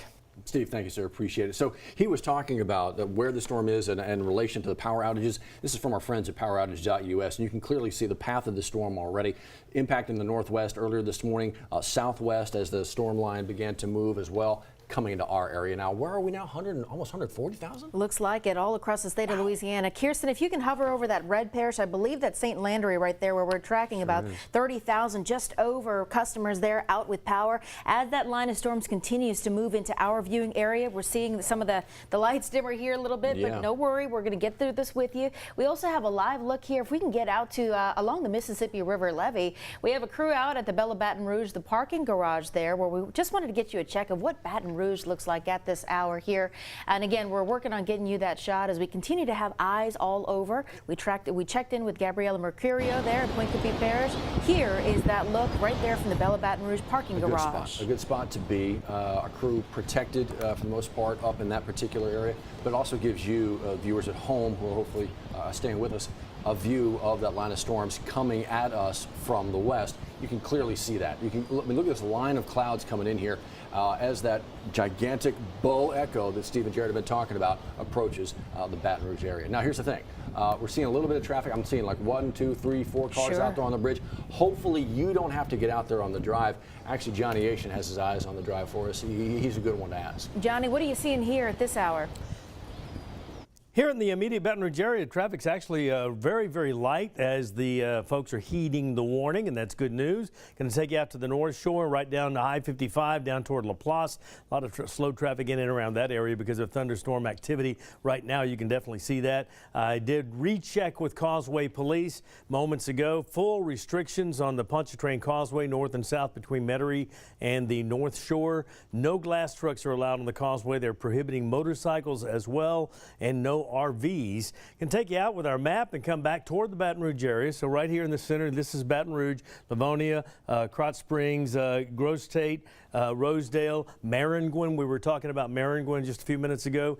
We're definitely seeing some slower traffic in that area. This is I-10 at Rama. We have on again, off again camera services in these areas. We've definitely lost our camera, temporarily lost it in Irwinville and in Livonia. And I'm seeing some little, looks like, Steve, maybe hail bouncing off the camera pole on occasion here. I'm also seeing folks using, this is Baton Rouge. This is LA 415 at I-10 facing Rama, facing Maringouin. We're definitely seeing slower traffic in that area and definitely the rain shower activity. Now, what I'm seeing is some flashing lights. Flashing lights are prohibited except authorized emergency vehicles, school buses, or any vehicle as a means of indicating a right turn or a left turn. So if you are driving, do not turn your hazard lights off. Reserve that for parked vehicles only, and we definitely have seen some of the flashing lights because you kind of want to put the lights on and think you're doing the right thing, but no flashing lights if you're actually moving, only if you pull off to the right shoulder and put the flashing lights on there. So do be aware of that as we make our way from around the area, and definitely slow it down if you are having to get out and about, but if you don't, they're telling me to tell you to stay off of the roadways. Matt, Liz? Yeah, for good reason, right? And you may have got Liz between us. We got 4 phones up here, and about half an hour ago, they all went off. National Weather Service making sure they sent out an alert because of what they believe they are seeing right now. They sent out a warning. The word used was catastrophic. Now, the reason they used that is because the winds tied to this particular storm blowing through here. And to Steve and Jared's point, don't wait for a tornado warning to be in your area to find that safe spot.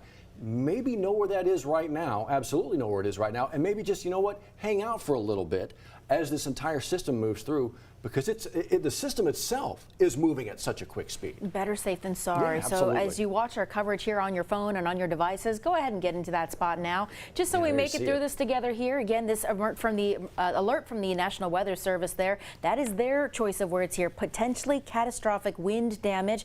They're asking you to take shelter away from windows. Jared was going through that checklist of things that you need to make sure, possibly and ideally in an interior bathroom without any windows. You think about a pantry right deep in your kitchen, you might think that's safe. Well, there's a lot of debris in there that could potentially fly around, so a bathroom is going to be a good safe spot there. And again, don't wait till that gets to you. Don't wait until you hear or see something around you, because we're already seeing some reports of things around our area. In fact, Star Golson sending us this photo from Gross Tate and Iberville Parish. If we have that photo to show folks, we are seeing that pea-sized hail sending into 9reports.com. And again, this is some of the things that Jared saw on his way in from the Lafayette area. He was talking about how some of those drivers were seeking refuge under the Atchafalaya Basin Bridge, trying to stay away from that, because Matt, time and time again, you see that damage and you don't want to wait until you hear something. It's too late by then. At that point, you already want it to be in a safe spot so you don't anticipate any of that damage, and it's out of harm's way, and you and your family, of course, are safe. Some of the stuff, you know, according to the numbers they've been throwing out there, could be as big as an inch in size, this hail damage, or possible the hail size. We want to get out to our Chris Rosado right now. Are we looking right now? It looks like I'm looking at the kid and maybe the paperclip along the levee. Our Chris Rosado live at the Bell of Baton Rouge. Chris, first of all, safe. You guys are safe, but man, that's a lot going on right now. Hey, you guys, I don't know if you can hear me, but yeah, literally just probably about 20 seconds ago, none of what you're seeing right here was happening, and out of nowhere, the grid just like really kicked up, in case you can't see, and I mean, you can't even see probably like 100 yards past where I am right now. I can't see any of the buildings in downtown. I can barely see the Mississippi River Bridge, but I mean, the winds are really kicking up right now. You can really get a sense of what they were talking about heeding those strong wind warnings, making sure you're not near any windows or anything like that. But I would expect it to get a little bit stronger than what we're seeing right now. I mean, I'm already completely drenched, guys. I'm sending it back to you. Yeah, Chris, no, you guys make sure that you guys are behind a strong wall right now. You guys look, it's one thing to be able to tell the story so folks know what's going on. We don't want to put anybody in danger, certainly our crew as well. You can tell by Chris literally trying to lean into this wind. Bracing himself. And look, man, if this thing is coming at you at 70 miles an hour, these kinds of gusts, you're not going to be able to stand into that wind. Liz, this has the feel of a hurricane. It certainly does. Months before hurricane season actually kicks off here. Chris, thank you for that. Please be safe and work to get to a safe spot there. So that catastrophic wind that we're talking about here, you saw some of that, and you don't visualize that until you see a live picture where you're seeing some of that wind move through. Chris, again, a sturdy person trying to make sure that he's not blown away there, but you saw that in the background. He said he wasn't able to see the Mississippi River Bridge or any of the buildings in downtown Baton Rouge. Mind you, Matt, that's how quick this wind picture changes here in the last 10 minutes when we gave you that live look. We also want to get you a check here of Point Coupee Parish, where Brandon Shackelford and Gabriella Mercurio have been driving around here. They ran into some debris, fallen trees in the area, and we want to get you a live look there. You can see as they make their way, they were just on LA1 just about 10 minutes ago. Look at the difference. Look at the trees. Look at the trees right now. Do you see any difference?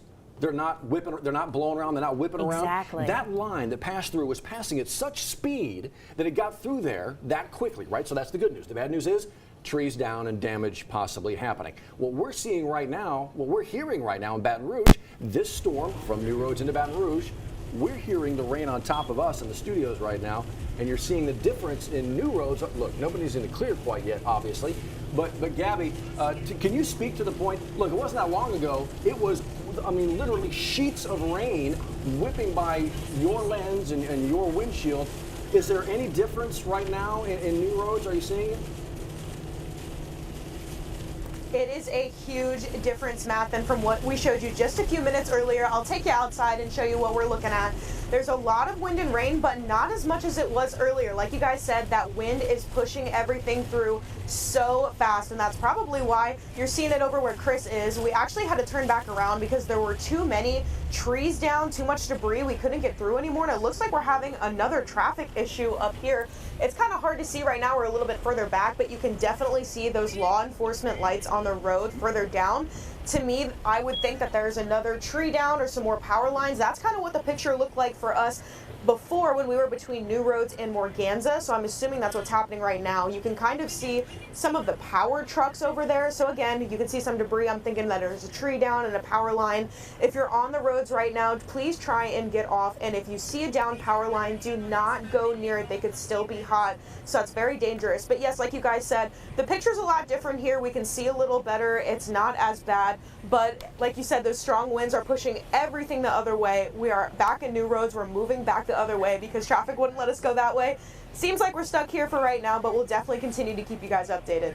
Gabby, thank you for getting us live look there in New Roads along LA1. So we're seeing this picture move, and we hear it here above the Channel 9 studios in Baton Rouge. And that's where we last checked in with Chris Rosado, but we want to check in with our meteorologist tracking the storm. And Jared, I believe you have an update now to that forecast? Yeah, absolutely. We are under the gun. This is actually the Bow Echo going right into the doorstep of Baton Rouge as we speak. Now, if I could have some good news here, the tornado warning that we did have in Eastville and West Feliciana and Point Coupee, those have been allowed to expire, still under a severe thunderstorm warning over there. But as of right now, it looks like the National Weather Service has taken away the tornado warnings within our viewing area. However, this is it. We're under the gun right now, especially if you're on the west side of Baton Rouge, not only the lightning tracker, but the hail. And then you see we put on the Doppler velocities, so we're not seeing anything that jumps off the page that talks about rotation or that we have anything tornadic. However, as Dr. Steve was showing you, this little sliver in green, which right now is over the heart of Baton Rouge, that's where we've had the tendency to see those strongest winds. And I could tell you easily those winds are gusting over 60 miles per hour. That's going to be problematic not only for weak trees, but for power lines as well. Hail tracker, this has been another problem. This is the reason why we want a lot of folks off of the roads, because it's bad enough that you've got 1-inch diameter hail. Everything that looks like a little cloud cover here, that's all hail. St. Francisville to Melville, Livonia, all over the Atchafalaya Basin. And when you're driving into it, it can really pelt your car and do significant damage. Very dangerous situation. And there you see when we put the loop up, I've taken the lightning away so you can get a better look at what we have out there. And again, Baton Rouge is under it right now. We keep checking with the National Weather Service to see if they're issuing any new tornado warnings. We don't have one right now, but this is a very fluid situation where this could change easily. Again, between Gross Tate, north side of Baton Rouge, Zachary, St. Francisville, it looks like you guys are actually behind the worst of it now. And Clinton definitely under the gun if you're in that that area, hunker down, stay indoors. We don't have a tornado warning, so you don't have to get to your safe space right now, but nevertheless, you want to make sure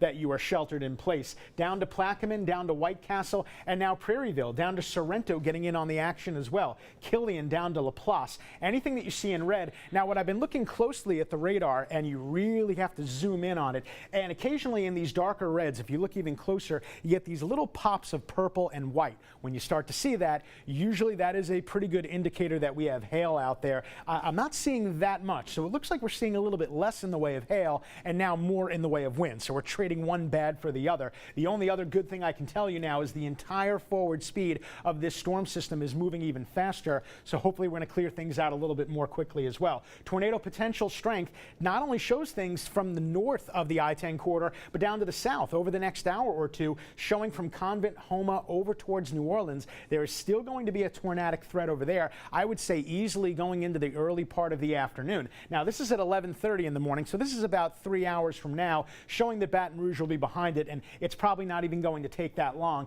And then in the afternoon, you start to see the focal point will move a little bit more towards the New Orleans area. We'll keep a watchful eye on that. Still primary threats, damaging winds and tornadoes, 15%, but we've already seen a 1-inch diameter hail. Reminding you again, download our WAFB weather app. It's free, easy to use, and it's going to keep you updated as well. If you haven't secured any loose stuff outside, probably too late to do so. We don't have any active tornado warnings. We'll check back in with Dr. Steve in a little bit to see if that's still the case. But right now, if you do get into that tornado warning, or if you still feel compelled, even if you're not under a tornado warning, you want to be safe. First floor, don't have basements, interior closet, or a bathroom, preferably one that doesn't have a window or anything like that. Going back on over to our radar, and we actually do have a report. Stand by. Would you like me to toss out there? Yeah, we'll actually go ahead and send it now. We've got a live report for you. We'll take it live. So what you see on your screen right now is the big light of the USS Kidd. We're about 200 yards away from it, and you can barely see those lights. And anything past that is really kind of out of our view.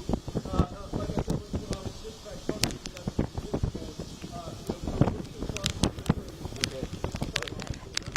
So it's kind of hard to hear Chris right there, partially because of that wind and a lot going on, but we can barely even make out. Yeah, you see there in the far distance, that's the USS Kidd. Not from that, far from that, it's that paperclip structure. But Matt, you look out, and where is the Mississippi River? Yeah, so we trust that it's still there, but everything obviously clouded, shrouded as this storm moves through there. Liz, look, I got to tell you, as you look at this video, I just walked out the back door here at WAFB, just the parking lot, shot a little bit of video here, and it's sideways. It's moving sideways, and you can't like see some of the back, just the back part of the parking lot at WAFB. That's how quickly this is moving through. And to Steve and Jared's point, it's not just the dynamics of any cell moving through. It's also the storm as a whole, the speed that it's moving, and then the dynamics within these individual cells that create such a turbulent morning for South Louisiana. But to Gabby's point, 30 minutes ago in New Roads, it was absolutely sideways, quite literally. But its speed is moving it through. That's a plus and a minus. You may get some damage because of the speed, but hopefully it's gone in a moment. And that's why we're asking you to go ahead and get into your safe spot as a family. A good idea. Just have that conversation now and to be together while you're there. You can, of course, follow our coverage on your phone. Make sure you have your devices. In fact, through our WAP weather app, we just pushed out a severe thunderstorm warning for our location. That's going to be Baton Rouge here above the Channel 9 studio. Heavy rain alert just went through about 21 minutes ago. Lightning's been detected. So you were seeing it in the radar there, right? Where Jared was tracking those thousands of different lightning bolts over the Baton Rouge area, including the WAP viewing area. A lot to follow here, and we're making sure that you and your family are covered. And remember, the National Weather Service, even when they have that severe thunderstorm warning in effect, it's the catastrophic winds that they're really worried about here, and they want you to take seriously. So don't be alarmed if you see that power go out at your home. We're tracking power outages across the state of Louisiana, and you can see here now upgraded here thanks to poweroutage.us. We're getting a rough number, about 157,000 customers statewide out of power right now. And Matt, we're seeing that picture happen in real time where it crosses over our viewing area, West Baton Rouge Parish. You got about 700 people without power, or customers rather, in East Baton Rouge Parish, still seeing about 1,100 customers without power. As the storm system continuously moves eastward, we're going to see that line of storms. Just expect that number to increase too. Look, man, we saw this when we went on the air 4:30 this this morning. That map that you just saw right there had about 40,000 outages, most of it contained to northwest part of Louisiana. That has clearly changed as the storm system moves through. What you're seeing now is the Entergy power outage map. Obviously, Entergy, the major power player in the state, they certainly are here in South Louisiana. And so you're starting to see, this is up in the northern part of East Baton Rouge Parish. You can kind of see some of the outages right now. This is exactly where Steve and Jared were pinpointing that kind of the tip of the spear, if you will, that bow echo. This is exactly where they were concerned about, what they were concerned about, just to the northern part of EBR and then north as you go towards a state line, that kind of a thing. Steve, this is exactly the part where you were concerned. You see False River, the power outages. Look at all that it's red. tracking right along, obviously, where this storm is impacting. Absolutely, and I'm going to start you guys with an updated look at radar, and then I'm going to read a tweet to you that I just got from a friend in St. Francisville. But here's a look at where that line is right now, extending from Centerville, Mississippi, down through Clinton at this hour. Pride, Baywood, Central, the eastern half of Baton Rouge, the leading edge of that bow echo. So now moving into Denham Springs, Watson. It'll be into St. Helena Parish here shortly, Walker, and then down the line, Livingston, watch out as this moves on through. That is the most dangerous part of the line at this hour. Now, as I give me a second to pull up this tweet, I did want to note that the Airport New Roads did report a wind gust of 62 miles per hour. So we've seen pretty consistent gusts along the track of this line. Lake Charles was 63. I think Opelousas had 63, New Roads 62. We have seen several reports of wind gusts at least in the 60s. All right, let me read this tweet that I just got a couple of minutes ago. This is from Mike Smith in St. Francisville. Some of you might know him as the voice of LSU Gymnastics. He writes, if you're downstream of this storm, take shelter. He writes that in all caps. Just went through it in St. Francisville. Worst non-hurricane weather I've experienced here in 20 years. The amount of debris high in the air was shocking, and he estimates easily 75+ mile per hour winds, whiteout rain, trees down, roads closed. So I think that really paints the picture for you of what we were dealing with this morning. So that was St. Francisville as the line moved through a little while ago. You hear the reports. Let me also mention, as I get back to widen this out, also hearing from an old weather intern of ours, Henry Blakes, who's been a meteorologist up in Bismarck, North Dakota for a long, long time. He's got some family reporting to him also from that area, kind of closer to New Roads, and we're kind of working to confirm information, obviously, as reports roll in. But he had been told via family there was at least one report of a tree that had fallen on a vehicle that required some rescue, so we're trying to get more information on that. So obviously a dangerous situation in the path of the storm. Here's the worst of it, where you see that Boeing segment showing up right now moving into Liberty, Mississippi, crossing the parish line from East Feliciana into St. Helena and down towards Watson. Let's switch it over to the velocity view and see if we can get a better look at what velocity is showing right now.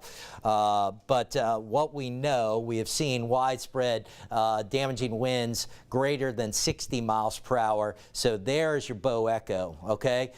So as a reminder, as we look at this velocity view where you see the greens, that's the wind blowing toward the radar, which is now located in Hammond. Red is blowing away, but that is the leading edge of those damaging winds. Again, very close to Watson right now, so that'll be headed into Pine Grove shortly and right on into Liberty, Mississippi. You guys need to be taking shelter. Now, let me pull this a little farther south because this area looks a little bit interesting too. As you start to get these little ripples in the line, you need to keep an eye on that. These types of systems, which we call QLCS in meteorology, quasi-linear convective systems, they're in essence kind of wiggly squall lines. And those wiggly squall lines are best known for producing damaging winds, but they're also known for at times having embedded rotations and sometimes can produce tornadoes. And if you're to see one, it's where you see these little kinks showing up. So we definitely need to keep an eye on that area right now. That would be out kind of near Shenandoah here in Baton Rouge. That's crossing Airline right now, headed out towards Shenandoah, the east side of the city. That'll be on the south side of Denham Springs. Looks a little bit interesting. So let's widen the view now and take a look at what we've got warning-wise. They have been coming so fast and furious. It's been hard to keep up at times. There's our tornado watch. Apologies, clicked on the wrong button. Here's what we have warning-wise. All right, so technically, the city of Baton Rouge is no longer under the severe thunderstorm warning. That has shifted eastward. Let me query some times on these for you now. What you see is entire parish is being included. That gives you an idea of the scope of the threat that we're dealing with. So all of Livingston, all of St. Helena, looks all of Tangipahoa, and then counties in southwest Mississippi, which I'll come back to here in a moment. That is a severe thunderstorm warning till 9:30. So not quite all of Livingston, about 80% of it, all of Tangipahoa, just about it looks like, and then you've got much of Wilkinson County and all of Amite and Pike County here, all under that severe thunderstorm warning. That's in effect till 9:30. And then let's take you farther south. I don't want to leave our viewers farther south out. It's just been a little more severe farther north. That's why we've had to focus, but certainly we also have this warning that extends from just south of Lafayette all the way through Morgan City. So that one's in effect through 9:15. So right now it's about 8:40. Was that 8:48? It says on our clock 8:48. So you can see stretching from Abbeville, south of Lafayette, all of St. Mary Parish in that one, much of St. Martin, all of Iberia included in that warning. It's in effect through 9:15. So let's broaden the view out on this and just give you a look at one more time on the radar what we are dealing with at this hour. So unfortunately, this is one of those instances where the forecast has kind of panned out as expected. We've had a significant damaging wind event unfolding around South Louisiana, and you see that just, boy, that classic bow shape right now, but the line does extend all the way down to the coast. All right, let's see, we've got a tornado warning. Looks like that's off to the east. That's over around the Pearl River, crossing Louisiana into Mississippi. All right, you guys ready at the desk? All right, let's go back to Matt and Liz at the desk. All right, Steve, thank you. So we want to get you a look at what we're keeping our eyes on as that line of storms continues to move through South Louisiana. A live look, I believe this is WAFB.com/weather, where we're tracking all of this, and you can track it from the comfort of your own home as well. We also have some video to show you as you are sending in your pictures from the ground. I believe we have some photos and videos. This is actually from Titan 9 there, from Gabriella and Brendan Shackelford as they made their way through LA1 and new roads there. So they're encountering some road closures as they're seeing some trees, fallen trees, debris kind of cover the roads there. As Steve mentioned it, he got a report about possibly a tree falling onto a car and being trapping some people in that. We've reached out to the Point Coupee Parish Sheriff's Office to get a little bit more details on that to figure out where that is and where you might be stopped up if perhaps you are out on those roads. Stopped up to and then turn around. This is the Bachelor part of the world. Rain, heavy rains out there and wind. This is a photo sent in to us from Valerie Short there in Bachelor. So from New Roads to Bachelor, obviously you can get an idea of where these storms were and are right now. This is continuing, again, some more video from the Bachelor part of the world. Moving through there at such great speed. You saw some of the trees snap there at New Roads from Gavin Mercurio and Brandon Shackelford. Hopefully they are on the backside of this now as they get to come out of this, but my goodness, what a ride that they have been on. And now we continue to get ready for it in Baton Rouge and Livingston and Ascension Parish, those kinds of things. It is moving so quickly. You were just out in it and you saw what it looked like. I literally just walked out the back door here at Channel 9 and just shot a quick little 60-second piece of video. And so it doesn't look impressive right now, but it's, again, this video is about 60 seconds long, and at the back end of it, you can't see anything. I am protected actually right there as I'm shooting this by a very heavy brick wall. The station's pretty good and sturdy, and so I'm not bouncing around a lot. At the back end of this, though, gets a little sideways, and I actually feel the sturdy hand of one of our photographers come onto my back and steady me up. Robert Hollins comes outside to make sure I'm not being a complete fool, because when we tell you don't to be out there, there's a reason for it. And so as this storm was kind of coming through, we could start to hear it on the rooftops at WAFB here. We started to hear the lightning. And so, yeah, that video, as it was continuing, you were about to see it get just completely blinded. we're right in the middle of it right there. You can kind of see it now pushing through Baton Rouge, really focused to the north there. And we want to check in with Jared Silverman. He has some new data and information that he's watching here. And Jared, what are you learning right now here at 8:51? Guys, we've had wind gusts well over 60 miles per hour, usually on our current conditions here, and that's I-10 and Acadian under the overpass, usually has a problem with flooding. It's looking okay right now. This usually significantly underdoes it, and it just said 40 to 45 mile per hour wind gusts, which means they are probably even stronger than that. As Matt just mentioned, it looks like the worst is just about to get through Baton Rouge. I don't want to speak too fast, but now in between Clinton back on over to Kentwood. And by the way, Dr. Steve passed this information along to you. That's the tornado warning that came up. This is well to the east of the Baton Rouge area. That's St. Tammany Parish. And again, that was Doppler indicated a severe thunderstorm capable of producing a tornado. So what that means, this is about west of the Pearl River at about 10 miles southwest. And the whole thing is moving off to the northeast at about 30 miles per hour very briskly. So we don't have any confirmation of a tornado touchdown over here,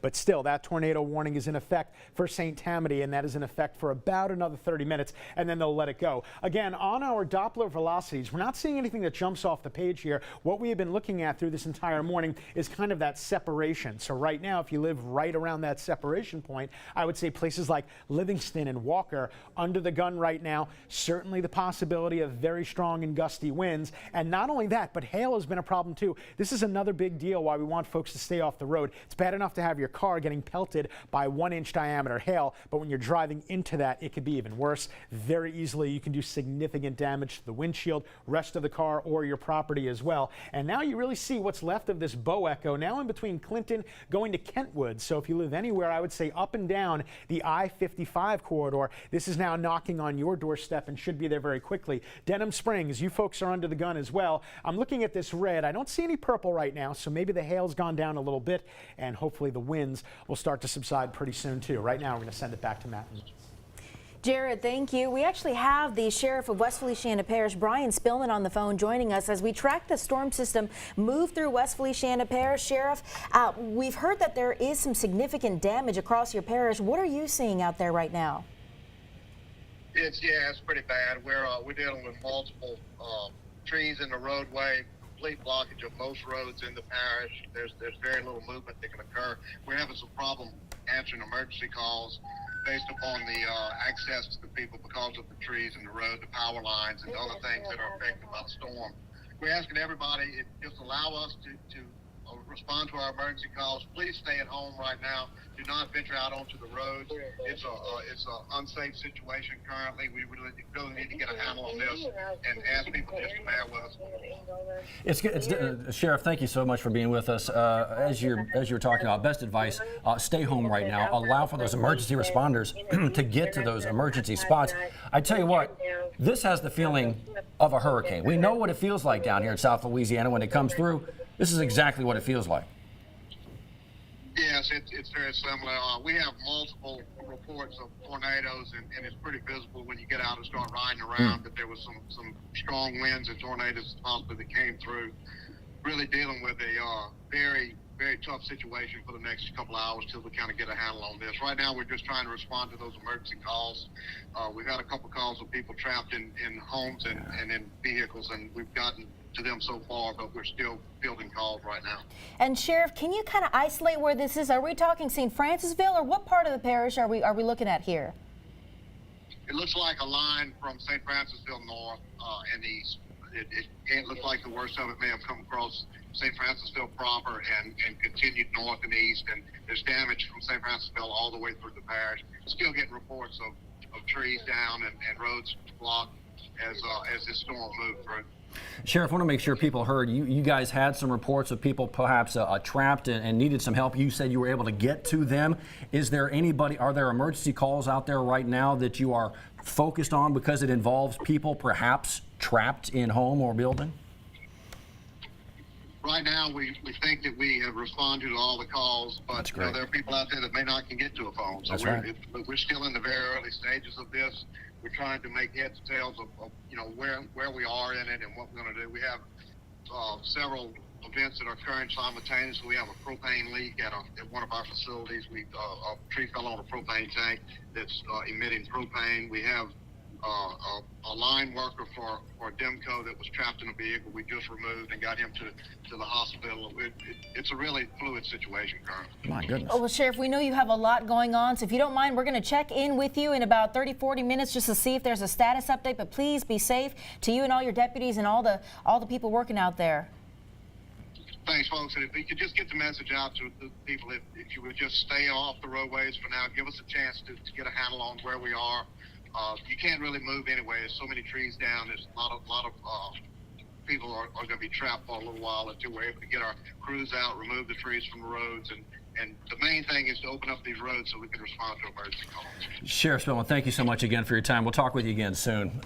So take Sheriff Spillman's advice, right, for the folks there in West Feliciana, and take that and let it travel all over the viewing area. Stay where you are right now so you don't cloud up the roads or create more of an issue for first responders to get to. They talked about he had a Demco line worker that they trapped in a vehicle, had to get to the hospital. We talk about not having these line workers out there until it gets passed. Everybody wants their power back, but you can't have these folks out there in the middle of danger. It's going to take a minute. It's going to take some time, and it takes more time if we have folks on the road who don't need to be. And so that's why I wanted to take you out to Point Cupid Parish now, where Gabrielle and Mercurio is seeing some of that. Now the threat of that severe weather moves, so you're seeing a largely dry shot, just left what's left behind by the debris. It looks like we're looking at a roof here. And Gabrielle, if you can hear us, can you kind of place us where we're looking at, what we're looking at?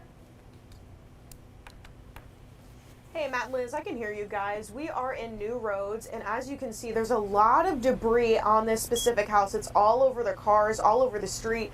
We have some law enforcement officials that are pulled over to the side of the road. They're kind of trying to direct traffic around some of those tree limbs. They were just here.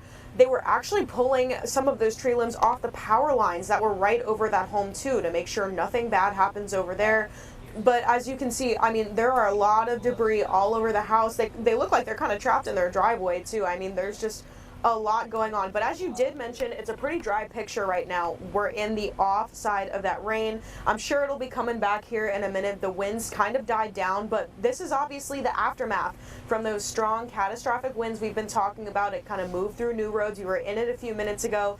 It's a little calm now, but this is all of that debris from all that wind that we saw. So we're in New Roads, like I said. I'm sure we're going to be seeing a lot more houses like this. We checked in with Sheriff Thibodeau. He said there are a lot of power outages like we've been reporting all morning, and there's a lot more trees down. So we're going to keep driving around and see what else we can find. But this house for sure has a lot of debris. Like I said, that's the aftermath from all those strong winds and rain that we saw. So it looks a little better, but you know, there's definitely going to be a lot of cleanup after this, Matt and Liz. Gabby, thank you, ma'am. Appreciate it. So you heard her just say that she talked with the sheriff out there, right? And so the message sounds like it is the same from the sheriff there as it is in West Feliciana. It is that part of the viewing area, the northwest part of the viewing area, that saw that storm approach first. And so, yeah, they're going to be dealing with the downed trees, the down power lines, and the outages. And a way you can help with that is by staying off of those roads as we deal with the linemen that are trying to get out with there, along with the first responders that are trying to get to people who may be trapped in vehicles and in homes. We just got a picture in, if we have it here, to show off the Innis Senior Center there in Point Cupid Parish. A large tree down there, getting in this photo here. And as we keep in Point Cupid Parish, tracking some of that damage there, again, it is safe to do so. If you have any photos you can send to us, we sure would love to see them, because Steve, this is helping us to tell that picture of just how much damage was done. Something to take seriously, Steve, is the serious wind. Yeah, absolutely. What we know is we clearly had wind gusts in excess of 60 miles per hour, and quite possibly, if not likely in some areas, had winds in excess of 70 miles per hour. Recorded gusts so far include gusts in the low 60s in places like New Roads, in Opelousas, in Lake Charles. At the airport in Baton Rouge so far, peak gusts of 45. Also, when you get north and northwest of Baton Rouge into the Felicianas, Point Cupid, heavily forested areas, so that certainly really makes the damage worse. And when you hear from West Feliciana Sheriff Brian Spillman there, when you've got trees blocking most roads, boy, that sounds like it's going to be a long recovery and a long day of trying to get that cleaned up, and obviously still dealing with rain, although the severe weather threat, at least in West Feliciana, has let up. This bow echo is still alive and kicking right now. It extends from near Liberty, Mississippi, Mississippi, right on through much of St. Helena Parish, the eastern half of St. Helena. So Greensburg, Montpelier, now down into Livingston, right on through the town of Livingston and back towards Port Vincent, Prairieville. I think the southern edge is not quite as intense in terms of the winds right now. When you get closer to Gonzales, not say you're not going to still get some strong winds out of that, but the most intense part is kind of closer to the state line. Let's reset on the warnings right now, give you a look at what we have in terms of warnings around the area. Now, no tornado warnings locally, but we do still have a number of severe thunderstorm warnings. So you see where I was just talking about that bow echo that extends through Livingston, St. Helena. That's in effect through 9:30 this morning. And let's see if this is a separate warning up here in southwest Mississippi. That one's in effect through 9:15. So about another 15 minutes on that. Farther south, about another 30 minutes. So still very active, very dangerous line of storms racing eastward. So as we come back to the traditional radar view, by the way, flash flood warning here in parts of Baton Rouge at this hour. So watch out for what could be some street flooding in some neighborhoods. That line of storms, look at the shape here, and you see this bending back all the way back in Iberia and St. Mary parishes, but it's the northern extent near and north of I-10 and I-12 in the southwest Mississippi. It's the most dangerous and damaging part of it. We'll pull up the velocity view on this, and let me bring this in a little bit closer. And what I'm going to do here now, we're going to loop this, and I think this is going to give you a good look at our strong winds. Just watch this again, racing eastward. So as I'll pause this, and we'll talk about it one more time. There's the leading edge of your strong winds. You see that sharp line? That's evidence of the strong winds that are moving in. So just south of Macomb now, moving into Tangipahoa Parish. So Kentwood extending down through Amite and then approaching Hammond at this hour. The winds are moving in. Albany, Holden, Killeen, Springfield beginning to move in. Looks like they're probably through Frost right now, extending down to near French Settlement and down towards Gonzales. Looks not as strong down in Ascension at this hour, but still, we need to track it closely. All right, where are we going next, Kirsten? All right, let's get over to Jared now. Hey, Dr. Steve, thank you so much. So I wanted to take a look at the LSR, the local storm reports, and as the minutes go by, we're starting to see a few more of these reports come clear. And this is over at Point Capee, and it wasn't just there. It was also portions of East Feliciana, West Feliciana that have reports of wind gusts between 60 and 65 miles per hour, and that was over at their AWAS station there at Point Capee. It wasn't just that, but this just got passed along about a minute ago. Also near Baton Rouge, I should say East Baton Rouge, a tree down at North 19th and Main. I'm not sure if we have that, but again, there's a tree down there at North 19 and Main. Time of that report was 8:32, so that happened about 20-30 minutes ago, and that was due to thunderstorm wind damage. Anytime you see that little broken tree right there, that's what you get. Not only over here, but also there are other parts of the viewing area that have seen damage reports. Let me zoom all the way out, and you could also see there in the Lafayette area, not only wind damage and reports of trees down between Lafayette to Opelousas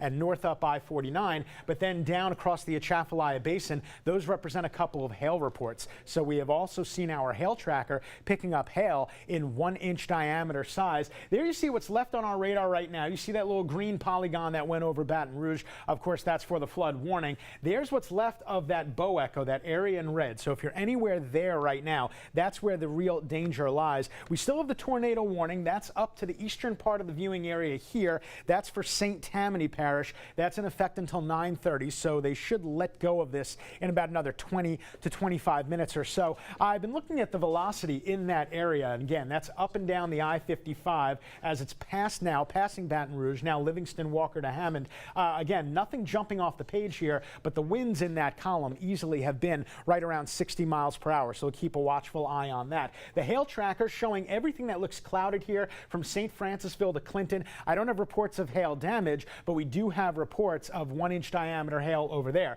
So again, if you're up or down I-55, Kentwood down to Amite, down to Hammond, and over to Walker. Matter of fact, Walker, you guys under the gun right now, give it a few more minutes, and Walker, hopefully the wind should start to diminish and the heavier rains will start to move east of your area. Now, we're starting to get rid of that severe threat from Baton Rouge back on across the Atchafalaya. But again, if you're in between Amite, Kentwood, places northward, Folsom down to Hammond, down to Killian, you definitely want to shelter in place. I believe we do have a live report now from our Gabriela Mercurio. Gabriela, I'll send it out to you. Hey Jared, yeah, we're still in New Roads. We're making our way towards Morganza, but we decided to stop on this street where we've been getting reports of some damage. I'll take you outside. This is Delta Road Place, and as you can see, there is some debris in people's yards. It looks like a roof was torn off of this shed over here. I mean, it's all over the yard, as you can see. That is a big piece of whatever it looks like, maybe their roof off of the shed, and that's the damage from all of these winds. There's a lot of debris in the grass too. The rain is starting to come back down right now as well, and as Brandon kind of moves around trying to show you, there's a hole in that roof, and let's take you to the other side of the street too, because it's not just this house. This house over here also has a big hole in their roof as well. Those winds, like you guys said, have been catastrophic this morning. They've been ripping this off of their roof, kind of throwing around all of this debris. This is the first that we're seeing of the damage, the aftermath. It's going to take a while to kind of recover from all these winds, and unfortunately, I don't think it's going to happen anytime soon. As you can see from that tree back there, the winds are still going. We're still having on and off rains, so it's going to be quite a busy morning. We're already seeing some damage. This road, getting a lot of it, it seems like. We're going to keep moving our way towards Morganza. Like we said, we talked to the sheriff earlier. He said there's a lot of power lines down, trees down. Unfortunately, it's not just this street. It's looking like this all over New Roads and Point Capee. We're going to be moving around and seeing who else has some of this damage, but this is a live look for you right now of what we're seeing.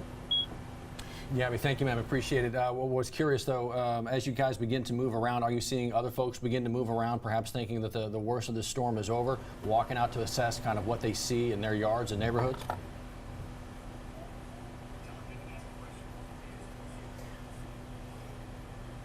So again, our Gabby Mercurio and our Brandon Shackelford and Titan 9 moving around through New Roads, Point Capee Parish. We'll check back in with them later as they quite literally take off again there. But that is one of the spots, Liz, that we were first watching this morning in our viewing area, because it was catching that leading edge of that big bow echo that Steve and Jared have been talking about. And there you see some of the damage right there. The trees weakened by the drought of this past summer, and then maybe a little bit of rain here and there, weakening some of the roots. And hopefully you don't have some of these major trees topple over. Hopefully it's just a branch here and there. But my goodness, when you're talking about gusts like we have dealt with already, yeah, you could be seeing some damage, and we already are. And for that reason, if you are in the Point Capee Parish area and you're watching and you're just curious about what you're seeing out there, we're asking you to take some caution here. Look, first responders already have a lot on their plate, and Gabby, you just checked in with the sheriff there, Renee Thibodeau, and as people kind of walk out and see some of this damage here, I mean, it's remarkable to see firsthand, but are you seeing people kind of come outside now that the threat of the severe weather has moved past? We don't see anyone outside, and it's probably for the best. Like I said, the winds are still kind of going. The rain is still on and off. I know you're probably really interested in seeing what's outside, but that's why we have the Titan 9 truck out here. We are your eyes for you. Please don't be outside. Please don't be on the roads. Like we said, we're already seeing a lot of this damage already. Luckily, it doesn't seem like any of the power lines are down, but if you're in your area and you walk outside and you do see those tree limbs down, you do see those power lines down, it's best to stay far away from them. They could still be hot, and it's just not safe, and who wants to stand out in the rain while all of this is going on? Let us do that for you. We are in the Titan 9. It's safe out here, so please try and stay out of the weather while it's still going on. Like you guys said, law enforcement is doing their best to kind of respond and get out to you, but it's going to take them a minute. It's difficult for them to get out here too, so it's going to take a minute. Please try and stay in that sheltered area for now. Let's go ahead and check back in with Johnny. And I got to tell you, it doesn't have to have a name to have severe consequences like we just saw. This is the I-10 bridge on the Port Allen side of the I-10 bridge. Westbound traffic at the LA1 off-ramp. The right lane of the off-ramp is blocked. You can get around it by going all the way to the left and then sneaking all the way back to the right to get off at the LA1 off-ramp. Again, crash with injuries. The right and center lanes temporarily blocked. Good news is the wreckers are on the scene. The second part of good news is since the traffic is a little lighter today, it's It's not really backed up into Baton Rouge horribly yet. And the third piece of good news is hopefully they'll clear that up momentarily, show you right where it is. See, it's just a little bit of a backup. There's your LA1 off-ramp, and it's not quite to the other side of the bridge just yet. There it is. Right and center lanes blocked. I-10 west at the LA1 off-ramp in Port Allen. Acadian Underpass, we have vehicles, emergency vehicles staged on both sides of the underpass. Not going to need to close it. They didn't close it at all this morning, but sometimes with a lot of rain and a short amount of time, that Governor's Mansion curve on 110, the Bluebonnet Underpass near Mall, Louisiana, all of that was fine this morning, and they're going to sit there for a little while longer, but they're not expecting to have to close any of those underpasses here in the Baton Rouge area. Still raining, though, on the interstate. Light traffic. This is our first alert traffic camera from Gordon McKernan, right near the College Drive area, and that traffic is moving pretty well there this morning. But again, our big ticket item, the only ticket item we have right now is an injury accident on the bridge on the Port Allen side, I-10 westbound at the LA1 off-ramp.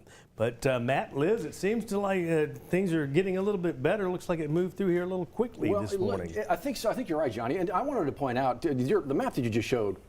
The traffic, amazing. What happens at 9 o'clock in the morning in Baton Rouge if there's a crash on the bridge? You're backed up for miles. And so thankfully, a lot of folks were paying attention. Look, schools canceled for the day. You got a lot of state, city, parish offices done. And so that limited traffic already. And then folks who maybe would be going to work today paid attention to a lot of this. There isn't the traffic on the bridge. And so that crash that has all but locked it up, there's one lane open.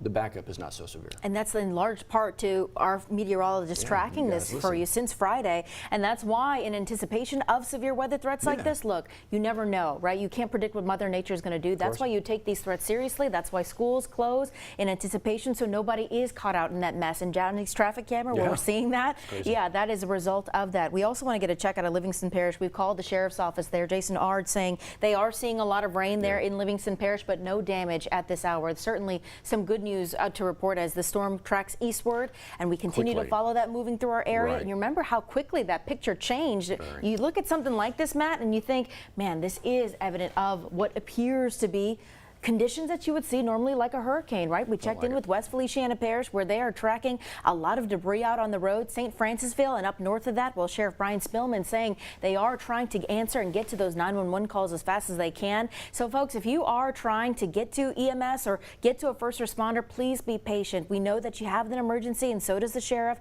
The deputies are trying to get to you, but they're making their way down that list, trying to get to emergencies in the order of they got those calls. But remember, when you talk about power outages because of wind damage, some of that could include your phone line. So if you're having trouble getting through, the sheriff warned us, you might be encountering that problem as we make our way through the morning here. So you just mentioned the like phone lines could be down. Power lines are certainly going to be down, right? And so that's the National Weather Service emergency alert graphic that we've shown you a few times, talking about the potential for catastrophic damage. And again, we've seen maybe a little bit of that as you go through places like Point Capee and places like West Feliciana. This is what we're concerned about, that we want to make sure that you are not out and having to deal with. That's serious. Down power lines. This is near Old Perkins, so this is East Baton Rouge Parish, kind of near the Ascension EBR Parish line, if you're familiar with Old Perkins Road. This is why you don't want to be out there right now. So that has happened, right? That is in the past, and that is something that's going to need to be cleaned up.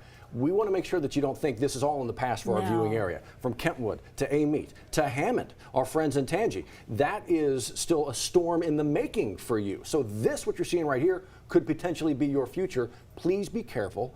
Do what you need to do right now, stay off the roads, and just make sure you have that safe place. But again, Old Perkins near the Ascension EBR line. This is Jefferson Terrace, Baton Rouge. Janet Canella sending us this video here where you can see some of that heavy rain moving through in the Baton Rouge area. This came in just about 20-30 minutes ago as that line of storms moved through East Baton Rouge Parish. And again, the threat for EBR largely moved through, and we're going to get you through it. But our WAFB viewing area, not through the severe weather threat. Matt mentioned the areas we're watching, even tracking through the New Orleans area. That's going to have a big impact on us, especially as we talk about power outages for the hours to come, road closures. We just showed you those power lines down, the transformer kind of working through. And again, we still have to get linemen into our area to fix some of those power lines to get that back up and running. A large reason why schools are closed today, a majority of them, state offices are closed. Yes, so we don't see the traffic out on the roads where we need to. And again, you are our eyes and ears. Thank you to you guys for sending in your photos and videos to 9reports.com, Matt. That is largely why we're able to show things like this so people don't have to get out there, be looky-loos, and really get in the way of first responders trying to do their job to make sure people are safe. Let's get you down to Santa Ma. And you see, obviously, this is some of the concern that we had. Well, you know, when they talked about the big issues, like the potential for tornadoes or strong winds or hail, flooding was one of the issues, but it was kind of a low-grade issue. Well, you know what? It's not low-grade if your area always floods in just the smallest of rain showers. Again, you see some flooded yards there. This is the Santa Ma part of the world, and so that's something they're going to have to be dealing with. Hopefully that begins to, move out, and those yards become drier and drier and drier. But to your point, and what we talked about, the speed of the storm may help that as well, getting through that quickly. But the speed of the storm, just the storm itself, not to mention the dynamics within the cells, is creating a lot of issues, creating a lot of power outages. So let's pair what you're seeing on the ground with what you're seeing in terms of poweroutage.us. Now tracking here, 176,000 customers out of power. West Feliciana Parish, where we just checked in with, you're seeing a lot of red, and that's because that is a lot of those trees, the canopy trees that have fallen out into the roads, potentially knocking out those power lines. That's why you see that deep shade of red there. 4,876 customers out power with West Feliciana Parish. Not much of a difference there. East Feliciana Parish in orange, you're seeing quite a few people out there as well this morning at 9:17. And we're going to see this. This is going to be the story of the morning, tracking those power outages as that storm pushes east. In fact, Jared Silverman is tracking those line of storms that is moving east. And Jared, at this hour, what parishes are you really focusing in and now for safety reasons? I would say up and down I-55, Liz, between Amite and it looks like just past Livingston and Walker. We've already had several local storm reports. Let's start with this one at Point Capee. They had an AWAS station over there between 60 and 65 mile per hour, and that was clocked over there. We have a few more storm reports. This over in East Baton Rouge, a tree down at North 19th and Main. Again, that's North 19th and Main. That happened about a half hour ago. Thunderstorm wind damage, again, more than a 60 mile per hour wind gust there, knocked that tree down over the roads. And then this one just came in because it's a little bit farther east, and that's over in Livingston. And that was a report of 1-inch tree limbs being broken and shingles being blown off of multiple roofs. That happened about, I would say, 10, maybe 15 minutes ago. And that was also due to thunderstorm wind damage. So we've got multiple reports all across our viewing area of wind damage. We've had a lot of hail. We haven't had reports of hail damage so far. Most of the hail has been at or below 1-inch diameter. When it's below 3/4 of an inch, usually we don't consider it strong or severe hail. So that's some good news, if I could put that out there. But still, that column where we're seeing the strongest thunderstorms and the strongest wind gusts at about 60 miles per hour is literally right now paralleling the I-55. That's Kentwood down to Amite over to Hammond. And as you go a little bit farther over, Bogalusa, and this was actually where there was a tornado warning just a few minutes ago over in St. Tammany Parish. The St. Tammany tornado warning was allowed to expire. That's good news. Checking my phone right now and checking the National Weather Service, I don't see an update of any new tornado warnings. So far, so good right now. We're not seeing any active tornado warnings. Again, you can see that column, that separation point on the radial velocities in between Amite, Franklinton, and Folsom. Anywhere in that column right now is probably experiencing 50 plus, maybe even 60 plus mile per hour winds. Hail was also an issue across the Atchafalaya Basin from St. Francisville to Clinton, back down to Zachary, down to Gross Tate, and over in the Lafayette to Opelousas area. In fact, right around the Lafayette area, they did have a couple of reports of hail damage over there when they had hailstorms producing bigger than 1-inch diameter. Here's the current radar loop, and here's Baton Rouge. I know it's very messy, so I'll point us out. I took the lightning out just so you can see the radar a little bit better. And as you go across the Atchafalaya Basin towards the west, it looks like things are starting to quiet down. Not totally out of the woods, though, because if you look down to the south, southwest of White Castle, Pierre Part, and Plaquemine, see a couple of those areas still in red. I don't see any more purples or whites coming on the radar. That's good, because that's usually indicative of areas where you're going to get hail. So I'm not seeing anything right now that says tornado, not seeing anything right now that says hail, but we've already seen quite a bit of wind damage across the viewing area. Prairieville down to Sorrento, places like Gonzales, still not totally out of the woods yet, as there is a little bit of red on that radar. And now Denham Springs, hopefully looking a little bit better. Let's zoom out, give you the real big picture. You see the counterclockwise circulation. We're still going to have possibly some lingering showers and a little bit of wraparound. Sometimes we get that wraparound around that counterclockwise swirl. But there you can see, look at the explosion of lightning out there. there, as we had thousands of strikes. I would say maybe in a 30-minute span, that was about it. And the very end of this loop, as I mentioned, we've taken out the tornado warning. So right now, it doesn't appear that we have a tornado threat actively in the viewing area, but you do see these polygons in yellow and orange indicating areas where they are now down to a severe thunderstorm warning. That's still in effect. The tornado potential strength is going to move the focal point, as I mentioned, not only to the east, but down to the southeast. So you see the tornado threat goes away from Baton Rouge, but then it starts to pick up in areas in and around New Orleans. And as we get to the early part of the afternoon, you'll see all of this go away. And again, not anticipating things to get worse. Still the two primary threats for the eastern part of the viewing area, tornadoes and damaging winds. We remind you to download our WAFB.com weather app at WAFB apps. That's something that you definitely want to have. And remember, if you do see the weather pick up where you are, you want to be in the smallest room possible on that lowest floor as well. Getting back to our radar, though, again, we are seeing a couple of areas of very heavy downpours that are still out there. I'm waiting for my radar to catch up to me here. It'll just take a second.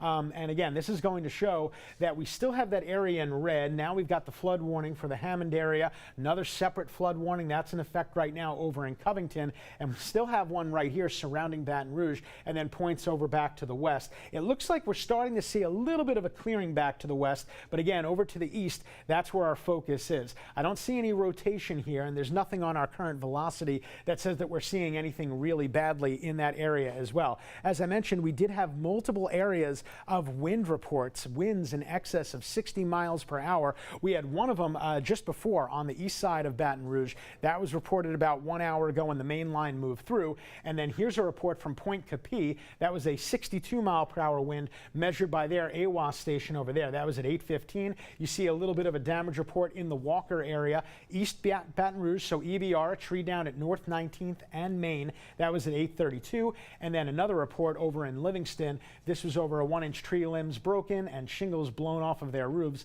from thunderstorm and wind damage. That's a look at your radar right now. Where am I sending it to now? Back to the desk. All right, Matt and Liz, we'll kick it back to you. Appreciate it. So he's giving you a good look at where the storm is right now and the impact, again, right along that I-55 corridor. That's the now. We're going to make sure folks know that. But where the storm has already been, we're starting to get a better idea of what it's left behind. We're talking about Point Capee Parish, West Feliciana Parish, East Fell, a lot of the damage there. And again, we do want to remind you, we're getting a lot of calls into the newsroom about what you're seeing out there. Remember, we are not a 911 service. We know that you may be having some difficulty trying to get to emergency services. The sheriff there warning you to sit tight. We know that it is emergency. We know that. So we want to get you a look outside. Gabriella Mercurio, Brandon Shackelford, they've been in Point Capee Parish all morning trying to get to some of the scenes that we're seeing out. When you talk about, Jared, say thousands of lightning strikes, what does that translate to? Well, trees down in the road. You're seeing a lot of debris out. And Gabby, where are you right now and what are you seeing out there? Hey guys, we're actually off Point Capee Road, and you're right, the lightning and also those winds, you just heard Jared say they recorded 65-mile-an-hour winds. That's what's causing all the trees to come down. It seems like every road we go down, we're having a lot of debris down. I mean, as you can see here, there's this little tree limb that's over the road. We have a hard time trying to get around it. Further down the road, too, there's an even bigger tree down. This is the scene for a lot of roads around town. I mean, we've tried to go a few ways and had to turn around because there are just trees down everywhere. Just got off the phone with Sheriff Renee Thibodeau. He actually told me this is a scene for a lot of the area. There's actually 30 trees reported down on the railroad track in Innis. So it is happening all over the parish. Like you guys said, they are working hard to try to get to everybody, but it's hard for them to get around too, not just with the continuing wind and rains. There's possible flooding over here, and there's also now all of these trees down. Give us a second. We're going to keep traveling down on Point Capee Road, and you'll start to see there's a really large tree that snapped. It's just barely hanging on in this person's yard, but most of it is kind of flopped over in the road here as Brandon kind of gets a little closer for you to be able to see the full picture here. I mean, this is a large tree. This is a large tree. There's always a bunch of big trees in this area, but I mean, this one is completely blocking the entire street. We can't go any further now. Look how big that tree trunk is. It's completely snapped except in one little area there it's trying to hang on. But that's the damage that we're talking about from those catastrophic winds. I heard Jared say 65 miles an hour, so it's no joke. And like you mentioned, with the lightning as well, it could be a huge factor. I mean, it's barely hanging on there. This person's tree is in their yard, but now it's cascaded over and into the entire street. This is what a lot of streets look like. Like I said earlier, Brandon and I have been trying to drive around the parish, and it's been a little hard to try and get to some of these areas that people are calling in about, or we're getting tips on to try and survey some of this damage, because this is a situation we're running into. So just be safe, try and stay indoors like we've been saying, and also give law enforcement some grace, give them a minute, because they're dealing with a lot of these trees down too. It's hard for them to get to some areas right now, guys. Gabby, thank you for that live look there. Not to mention some of those gullies or the ditches off the side of the road there. Again, thankfully, Titan 9, you guys are lifted and high up on the road there, but certainly scary when you see that water kind of surpass on that main roadway there at Point Coupee Parish Road there off of LA1. But when you run into situations like that, that's a sign, stay home. Turn around and grip back right into that driveway, because that's a lot of what first responders are trying to get to remove that out of the way, so then it will then be safe for you to get out and about. Yeah, the hope is you don't run into that Right. situation, because you're not out there to have to deal with it. Hopefully a lot of these, we're seeing a lot of limbs down, we're seeing a lot of trees down. Hopefully most of these are landing in spots where it's just cleanup and it's not damage. You are going to see some of the damage to buildings and structures, and you're certainly going to see some of the stuff take out power lines, to your point, phone lines as well. One of the good things, you say this, one of the silver linings about living where we live, you go through storm after storm after storm, and hopefully you go to school on that, and we certainly have in a lot of places, and we've figured out, look, you cannot evacuate trees, but what you can do is make sure that they are pruned in places that need to be, so they don't take out power lines when something like this happens. It's going to happen. Regardless of how well prepared you are, it's going to happen in spots. Nothing is 100%, but there are things that South Louisiana can do and has done to try and prevent crazy situations from happening. So hopefully a lot of these downed trees are not impactful in ways that go beyond just where they fell. If they are, make sure you're giving, to her point, to Gabby's point, the grace to those first responders and those crews that will get out there once it's safe to do so. That's it. Nobody who isn't a first responder Correct. should be in such a hurry to get anywhere where they need to. When first responders are dealing with a situation like this with down roads and down lines, especially as they try to get those 911 calls through to respond to everybody. Again, the severe weather threat not over for the WAFB viewing area. We're still tracking a flash flood warning in the Hammond area, Tangipahoa Parish, severe thunderstorm warning in certain parts of it. And remember, when you see that word catastrophic damage, that is the word the National Weather Service is using. When you talk about wind damage, Matt, it is the tree and the debris that you see flying around that has landed in certain places. Fortunately for some people, it is their yard, it is their driveway, and it hasn't hit something, or it wasn't a projectile item.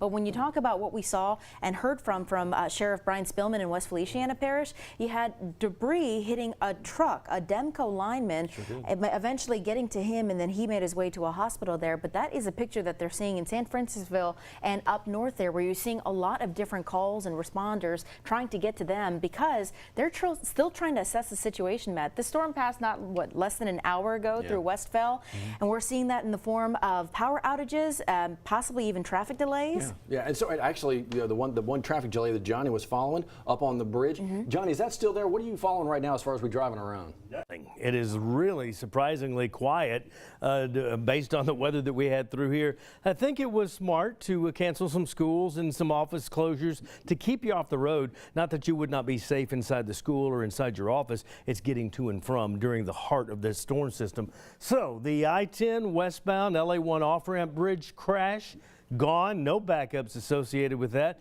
Kind of right on down here, you can definitely see it's now getting back to a normal flow of traffic, what little traffic there is out there this morning. And we take it back to the Acadian underpass again. There's still staged there because we're not completely through it yet, but I don't think that they're going to need to close any of the underpasses or the 110 north and southbound right around the Governor's Mansion curve that tends to gather some water. Good flow of traffic, very light traffic here at the College Acadian Thruway area. I saw this off and on this morning. A lot of folks driving through real heavy rain with their flashers on, and that's not legal to do. Save your flashers for when you're stopped. Flashers should only be used with emergency vehicles, and if you're in a passenger car or truck, even some of the commercial trucks, if you're rolling down the road, do not put your flashers on. That is the law. So save that to when you move off to the right shoulder of the road. Again, not a bad flow of traffic. I don't have the overlay here. Jared Silverman is in. He'll be giving us some updates on the weather. But right now, the traffic situation in and through the Baton Rouge area, considering what we went through this morning, Matt and Liz, not bad. Whew, we'll certainly take So that. fast. Yeah, Johnny, So thank you quick. for watching that. So yeah, as we kind of give you a look around our Sky 9 camera network, kind of painting some of the picture here. Looks like we're on top of, this is Our Lady of the Lake, kind of spun around a little bit. Is that where we Looks are? to be the Regional Medical Center there Regional off of Medical Center. Essen. Yeah, and so that gives you an idea. We still got the clouds out there. And look, I don't want to talk in the past tense here for the entire viewing area, like this was a quick moving storm. Along that I-55 corridor, Jared was just talking about it. Our friends in Hammond, it's kind of getting to you right now. But a lot of folks west of that, Baton Rouge and west, it is kind of a situation dealing with the aftermath now. Steve, or what are you seeing for our friends there in Hammond and then beyond eastward? Yeah, so it's now starting to shift east to Hammond at this hour, the leading edge of that damaging Bow Echo and Squall line. Not looking quite as intense as it did earlier this morning, but as you get west of I-55, Metro Baton Rouge, it's about time to sound the all clear on the severe weather threat near and north of I-10 and I-12. We still have some strong storms along and south of I-10, and we're still tracking some strong storms along the coast at this hour, but things starting to settle down in Baton Rouge. Now, I do want to bring it down to the coast a bit and give you a look at what we're tracking here. Let's see, that's not cooperating. So we'll do it this way. But we're going to bring you down towards St. Mary Parish. We are seeing some heavy storms come ashore here and parts of Iberia as well. So Jeanneret over towards Franklin and Baldwin right now. It's pretty strong storms coming ashore there. Nothing being warned on that. I do want to note also that while I think the severe weather threat has largely kind of come to an end here in Baton Rouge and westward, we are going to still be tracking this rain moving in from the southwest. We do technically still have a flash flood warning in effect for the city of Baton Rouge, at least parts of the city and parts of West Baton Rouge at this hour. I haven't heard of any significant reports of flooding. I think that was kind of a preemptive warning from the National Weather Service as some of that heavy rain moved in. Concerns about urban flooding, street flooding as the rains really came down, but nothing major that I've heard of. So let's take you east to that line now and take a closer look at what is happening with that. So here's what we've got. The line is now moving into Washington Parish, where you can see a warning in place. You might be able to see. I'll show you just the warnings here to kind of clean it up. The line of storms now on the east side of Hammond, so headed into Robert at this hour. It's headed to the North Shore, Lake Pontchartrain. Still some heavy stuff down towards Ponchatoula, starting to get a little bit east to Killian and Springfield at this hour. You can also see we do now have a flash flood warning centered on Hammond. So again, in the more urban areas right now, seems as though the National Weather Service has been a little more aggressive with the flash flood warnings. We do have flash flood warnings down New Orleans. Has been some reports of flooding down there. And then you can see the sort of the southern extent of this line that comes right around into parts of St. James and Ascension parishes, back towards St. John the Baptist, lower half of Livingston. Still some heavier rains, White Castle to near Plaquemine at this hour. But as you get, say, north and northwest of Sorrento at this hour, seeing the severe weather threat winding down. Still pretty heavy storm here. So as a promise, let me widen out the view and kind of do a reset on where we stand with the warnings at this hour, because we do still have a number of warnings. Now, in terms of what we have in our viewing area, you can see Ascension, Lower Livingston, all of St. James, Northern Assumption, St. John the Baptist. You get into St. Charles and a little bit of Northern Lafourche Parish, all still under warning at this hour. Let's see how much longer that one's in effect. That's through 10 a.m. So still about 25, 26 minutes. Right now it's 9:33, so 27 minutes left on that. The one that extends from near and east to Hammond across the North Shore at this hour, that one is in effect through 10:45. And then let me give you a look at a couple of those flash flood warnings, see what we got. The one that covers Baton Rouge right now, technically in effect through noon. that could be canceled early, although we still have some moderate to occasionally maybe heavy rains to get through over the next couple of hours as some more activity moves in from the southwest. And also that flash flood warning that's in effect around Hammond. Let's see if we can get a click on that one, give you an idea. That one's in effect through 12:15. So that gives you an idea. We do have the tornado watch that's in effect through 1 o'clock as well. Julia, repeat that again. Where are we going next? All right, let's get back to Matt and Liz. Well, so before I get back to you guys, so real close to sounding the all clear for much of our viewing area. I think the hardest hit areas, just north and northwest of Baton Rouge, we can sound the all clear there. We are, though, still dealing with some rain as they work to now kind of clean up the mess and work on some of those downed trees and some of the damage that occurred this morning, guys. That's what we're seeing. Well, and that's actually the exact spot that he's talking about. Just to the north and west of Baton Rouge, where our Gabby Mercurio has been, that's exactly what she's seeing. And Gabby, as that severe weather threat moved out of our area, you're seeing linemen, I believe, out through the lens of Titan 9. Can you tell us where you are right now, what road you're on, and what you're seeing? Yeah, guys, we're on LA1 and we're seeing about a handful of linemen actually on this road. They're kind of trying to push traffic so they can get to some of these power lines. Let me show you outside. They are kind of off the side into one of these fields working on these power lines. Luckily, they're not completely down, but they are definitely slanted and pushed over. That's still unsafe. As you can see, all those bright orange coats, they're out here trying to work on it. They just got here, just got outside. They're going to start assessing what's going on there and trying to get that pole upright. I'm not sure if this is what's also contributing to a lot of the power outages. I know it's just leaning a little bit, but it's still not safe like that. So we're already starting to see some of these crews out here trying to fix some of the damage. Luckily, there's not a large tree down on this road like we just saw a few minutes ago, so they were able to get out here. It seems like pretty quickly they already got the bucket truck up. They're working on getting up there and trying to fix any of that power that might have been lost. Gabby, thank you, ma'am. Appreciate it. Again, live in the New Roads area, so I think Point Capee. So that's one of the areas, Liz, that we were really focused on. From Point Capee into West Feliciana as well. We've already talked with the sheriff about some of what he's seeing. We got him with us again now. Sheriff, good morning. At 9:36, we're grateful to check in with you here.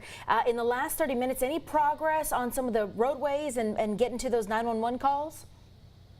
We're making slow progress. Things are starting to get a little bit better, but we're still dealing with calls coming in for emergency service. We have a family trapped in a home with a tree on it, 2 of those actually, that we're working on right now, trying to, number one, gain access to them and then get them safely away from the situation that they're in. So that's priority 1 right now. We're dealing with that.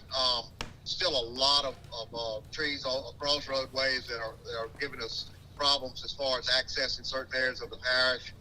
It's really difficult traveling right now. From trees on, how obviously, like you said, priority number 1, making sure that family is safe and you're able to reach them. After that, clearing some of the roadways so you can manage obviously everything in the parish. What about trees on power lines? What kind of power outage situation is Westfeld dealing with right now? We have DEMCO and Energy Service here in the parish, and I'm told that DEMCO is 100% out in the parish. Energy has a large portion of their service that's out as well. I haven't gotten an update on that recently, but there's basically no power in the parish. There you have it, folks. You heard the parish sheriff there say that there's basically no power in the parish. So if you don't need to be outside, don't. Go ahead and stay home as they work to get the roads cleared and the linemen out there. And Sheriff, going back to those families, by any chance, do you know, based on the calls, if the trees fell into bedrooms or where exactly in the home they may have fell? We have 2 families that are currently trapped. I've spoken to one on the phone. They're safe. They just have a lot of rain, water, and damage fell through the middle of the home. The other one is a mother with some children that we're trying to access right now. My guys are, along with our fire service folks, are en route to them as we speak. We've also got some mutual aid assistance coming in from Zachary and other places, people that have reached out to help us. So we're accepting that as well. But it's, as I said earlier, it's still a fluid situation. We're still dealing with emergencies. We're in response mode and we'll be in recovery mode as soon as we can. But right now, we're still responding to emergencies. Sheriff, again, thank you so much for your time, keeping us updated right here. Obviously, this is going to be one of the more active areas in the WAFB viewing area, so we'll keep in touch with you as the morning moves on. Again, it looks like the storm is in the rear view, but we got a long road to go through the windshield here as we kind of pick up the pieces. Thank you for your time. Appreciate it. Stay safe. Thanks, guys. So there you heard that update from West Feliciana Parish Sheriff Brian Spielman. Right now, their top priority, responding to the calls of 2 families trapped in homes, still trying to figure out exactly what part of the parish that may be right now, but that is priority number 1. We heard a family.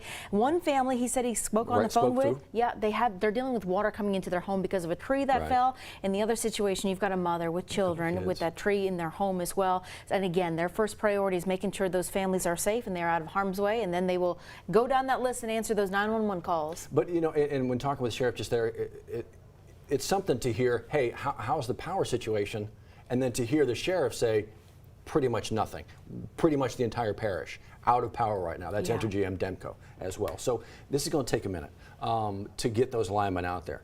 We can't again have them out there when the wind is going crazy in a crazy situation. That looks to have passed, and now these linemen can actually get out there. This is that situation. So when you kind of hover over, we were just talking with the sheriff from West Feliciana. So if you kind of travel up there, one up right in there. That's Point Capique. Go one up. We'll go up. The dark red, see the very dark right one? there. There you go. That's West Feliciana. Look at the number tracked and look at the number out. And so he's saying right now it's pretty much all out all over the place. So if you don't have to be out, to your point, Liz, don't go out. Let those crews manage. It's tough to travel with these trees everywhere. Make sure the crews have the ability to get where they need to be. You know who is traveling? Folks from Central and Zachary and other law enforcement agencies trying to help them out here, because you said it, you've got deputies out there trying to respond to all these calls, but this is an all hands on deck situation where you've got law enforcement from other parishes and cities saying, hey, how can we help you? So again, clear the road so other agencies can make their way. Folks from Zachary answering that cavalry call to come in and help to make sure that those 911 calls are answered, and then eventually get those linemen in there to restore power in that parish. It reminds me a bit when you talk about like the cavalry coming in from other parts of South Louisiana. It reminds me a bit of the flood, and one of the spots that was not hit by the floods and made sure they were helping everybody else, West Baton Rouge. They became this lifeline for so many folks around. We were not hit as hard. Let us use our resources to help everybody else. It's kind of, look, that's going to happen all over the country. But Louisiana's gone through it so many times. I literally get goosebumps thinking about the help that rolls in from those who've gone through it. It's amazing. And to have these phone calls happen immediately. You still in the moment. Hey, so you know, I understand it's whipping right now. It's 70 miles an hour. We are ready to head your way. Those phone calls are already being made. Proud to call this place home for that very reason. In fact, we're getting an update from all of our local agencies and parishes here to find out exactly what local sheriffs are seeing. But if you can help us, please go ahead and send in those photos and videos. 9reports.com. We're seeing some of them here. In fact, Jenny's sending in this photo, an ominous photo of the Baton Rouge skyline from downtown Baton Rouge. Our Chris Rosado was there. Look at that line of clouds. Yes, that is just magnificent to see, and magnificent in this way that kind of takes over you. Like, it's not hurricane season, Matt, but when you look at these pictures, it is remarkable to see just the effect that Mother Nature wrath through the Baton Rouge area. Then we take you to New Roads, Pecan Avenue. We kind of dipped in and out there with Gabrielle and Brandon, where we saw some of those trees, and you can see there, looks kind of like a thin branch that appears to be falling, but it is a large tree at that. Yeah, and so this is what we're obviously going to be worried about. And going back to Steve and Jared, what they were talking about, the fact that we had to deal with a drought for so many months, like a record-setting drought, not just a little bit of, we're kind of under a little bit here and there, a record-setting drought, pretty much. And what kind of damage did that do to the trees, the health overall? And then you get something like this blowing through a few months after that, and these trees are weakened a bit. And so this kind of thing is going to happen. Hopefully it doesn't happen to the point where the trees impact much more than beyond just where they fell. But we're going to see a lot of these pictures, and as Jared gets ready kind of there to give you the very latest, to your point, the ability to be our eyes and ears as well through 9 Reports, the pictures and the video when it's safe to do so, help us tell the story. Especially for our folks in the western part of the WAFB viewing area. Look, we cover a lot of land. So folks who are in the Hammond, the Tangi area, we're asking you to stay in your safe space with your family as we try to get through the flooding and the issues that are dealing with right now. But in the meantime, if you are in the area where the severe weather threat has passed through, please go ahead and send us what you can here so we have an idea of what we're seeing. This is, again, Jefferson Terrace in the Baton Rouge area, Matt, when the bulk of that rain moved through. And so we want to check on the latest happening in the Baton Rouge area to find out exactly the latest. I believe we're checking in with Mayor President Sharon Weston Broome at this hour. Hi, hey, good morning. This is Matt and Liz over at WAFB. We just got thrown a phone and weren't kind of told who we on with right here. This is Mayor of St. Francis. Look, There we go. This would be a good Thank one to you, talk sir. to. Look, thank you so much for being with us this morning. This is St. Francisville was one of the spots very early this morning. Steve and Jared, our meteorologists, were quick to point out this is going to be a spot that's taken a brunt of this. As you kind of get beyond the line of storms, what are you seeing in St. Francisville right now? Well, we just had a break in the weather and had a chance to ride all through town and assess the damage. And as you can imagine, a lot of trees down, a lot of power lines. So the weather's still, not great. So we're holding the guys in, and as soon as we get a break, we'll be out there to clean the roads. But we do have quite a few power lines and quite a few trees down. And Mayor, we spoke with the Sheriff Brian Spillman, who was saying that they're responding to 2 calls of families with trees in their homes. Is that in the St. Francisville area by any chance? Like I said, I just had a quick few minutes to ride and assess, the damage.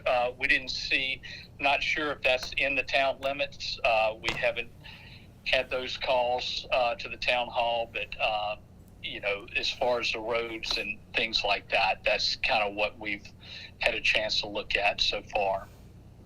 All right, the mayor of St. Francisville, Robert Leake, with us this morning. This is something hopefully that folks had enough warning. Look, we've been talking about this since Friday, right, Mr. Mayor? And hopefully the warning truly helped limit a lot of potentially horrible damage, certainly damage to people. Well, I think so, but I would hope that the little time that I've been out to assess the damage, we've got quite a few sightseers, really, riding, kind of getting in place. So please advise those, if they do not need to be on the road, to stay off the road. Emergency personnel's out there trying to clear the power lines, and they're just basically getting in the way at this point. You're right. Hearing the same call here from St. Francisville Mayor Robert Leake. Sir, we'd love to check in with you throughout the morning here, the rest of the morning and the day, to see what you need there and how we can help you out and what kind of message we can share with our viewers. Appreciate it. Thank you, Y'all sir. have a good morning. You too. Stay safe. And just so you know, our Chris Rosado actually headed up towards the St. Francisville area right now, because to your point, we're talking with the sheriff out there as well. The focus right now on making sure they're able to get to a couple of phone calls, families, trees on houses, potentially trapped. That's going to be the focus for them. Again, our Chris Rosado headed up there. But he's talking about the damage is going to be there. Yes. Right now, in the next 30 minutes or the next 2 hours, the damage is going to be there.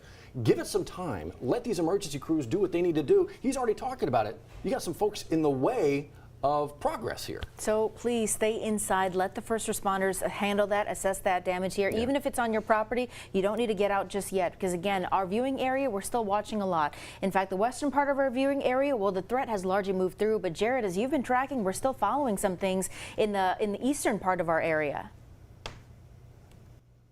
Thank you so much for that, Liz and Matt. Appreciate that. You are looking at a couple of different LSRs, local storm reports, and this one actually came out a little while back from St. Landry Parish. Of course, this is outside of our viewing area here. This is in between places like Karen Crow, Church Point, up to Grand Coteau, and they even reported possible tornado. They'll have to go back and look at that. This whole entire scenario kind of segued from tornado warning after tornado warning to then straight line winds. And usually when the National Weather Service does go out and they survey areas like this, it usually is fairly obvious what the difference is. If it's straight line winds, everything will be blown down usually in the same direction. If you have multiple trees down, they'll all be blown down in the same orientation. If you have something like a tornado with rotation, that's when you tend to see your cars kind of flipped over, your big buses that get flipped over as well. Another storm report, this is over at Point Capee. This is from their AWAS station. This happened about an hour earlier. They had wind gusts between 60 and 65 miles per hour. That was measured by their station. Of course, that not only knocked out power, but knocked down trees. East Baton Rouge, more trees down. Tree down at North 19th and Main. That was at 8:32. It doesn't say the wind speed when that happened, but I can guarantee it was somewhere around in the neighborhood of 60 miles per hour. One more out to the east over in Livingston. This is a report from trees down and shingles blown off of roofs at 9:02 a.m. And again, that was over in Livingston. Of course, it took a little bit longer for the line to get over there. Here's what's left on our radar right now. We still have that green polygon right over the Baton Rouge area, indicating that we still have that flood warning that's in effect. Meanwhile, you see see a lot of red on your screen, indicating not only the areas of heavy rain, but also where we have lightning and areas where we have very strong winds. But we don't see any more tornado warnings actively right now. So it looks like that warning, or at least that threat for the time being, looks like it is gone. So that's good news. Up and down the I-55 corridor, they're beginning to clear things out. Now the entire focal point shifts to places in between Mandeville, Slidell, up to Bogalusa, that little stripe of coloration, the green in between the red on the Doppler velocity. That's a good indicator that there are very strong winds over there. Here's the hail tracker. It had a lot of hail around the St. Francisville area, back to Melville, down to Livonia. Now that's all moved in between Centerville up to Macomb. Anywhere we see that kind of cloudy area, that indicates that there are hail sizes generally less than 1 inch diameter. So hopefully when the smoke clears from all of this, whatever damage we do encounter, for the most part, it shouldn't be due to hail, but I am expecting a few damaging hail reports, at least between here back on over to the Lafayette area when everything is all said and done. Look at that big bow echo. There's what's left of it now, that stripe in red, Franklinton over to Bogalusa, and then eventually completely out of our view altogether. Down to the south of Baton Rouge, though, I don't want to say that we're completely all clear, although there's nothing tornadic down here. From Plaquemine, the White Castle, Pier Park, down over to New Iberia, still down to the southwest of Baton Rouge. Still have a couple of those red echoes, but we're not seeing any of the purples. We're not seeing any of the whites. That's good news. That means we're no longer seeing any of that hail. In and around Baton Rouge, the area in yellow, still we've got some showers over here, but that's nothing severe. Let's zoom out. We give you the big picture, well-defined counterclockwise circulation. That's going to move everything along, and you can see the lightning tracker is now moving everything towards the New Orleans area. So New Orleans is going to be under the gun for the next hour or so. And there are still a few areas of wraparound precipitation back on over to the west, so we're still going to have those lingering showers. What about the tornado potential from here on out? After 11 in the morning, you see that threat obviously is well away from Baton Rouge, but becomes a little bit closer in and around the New Orleans area, so they're going to have to keep a very watchful eye on that. In the meantime, though, we'll send it back to the desk. We'll send it back to Matt and Liz. All right, Jared, thank you, sir. Appreciate it. So we're giving you a look right now. This is obviously our Sky 9 camera network pointing over there at the Children's Hospital, and you can still see some rain kind of coming down here, but it's 9:50 right now, and so light rain in Baton Rouge.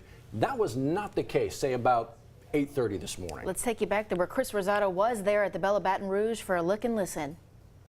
Literally just probably about 20 seconds ago, none of what you're seeing right here was happening, and out of nowhere the wind just like really kicked up, in case you can't see, and I mean, you can't even see probably like 100 yards past where I am right now. I can't see any of the buildings in downtown. I can barely see the Mississippi River Bridge, but I mean, the wind's really kicking up right now. You can really get a sense of what they were talking about heeding those strong wind warnings, making sure you're not near any windows or anything like that. So that was Chris Rosato reporting there at the Bella Baton Rouge. That was 8:30 this morning in Baton Rouge. Matt, do you remember how quickly that picture changed while we watched downtown Baton Rouge? It was crazy. Yeah. But again, to Steve and Jared's point, this thing was moving so quickly. The storm itself, not just the dynamics of the cells in between, the storm itself, this line was moving so fast. At one point, Liz, you remember that Steve called up that radar. Now he said he had winds at about 2,000-3,000 feet at 90 miles an hour. Whew. Right now, again, that is well above ground level as the radar kind of begins from its point of origin. It travels up a little bit as it gets further away. He was saying that's about 3,000 feet high, but still 90 miles an hour. That helped tell the story of what we're going to be dealing with at ground level, and that, from Chris Rosato, showed you exactly what it was.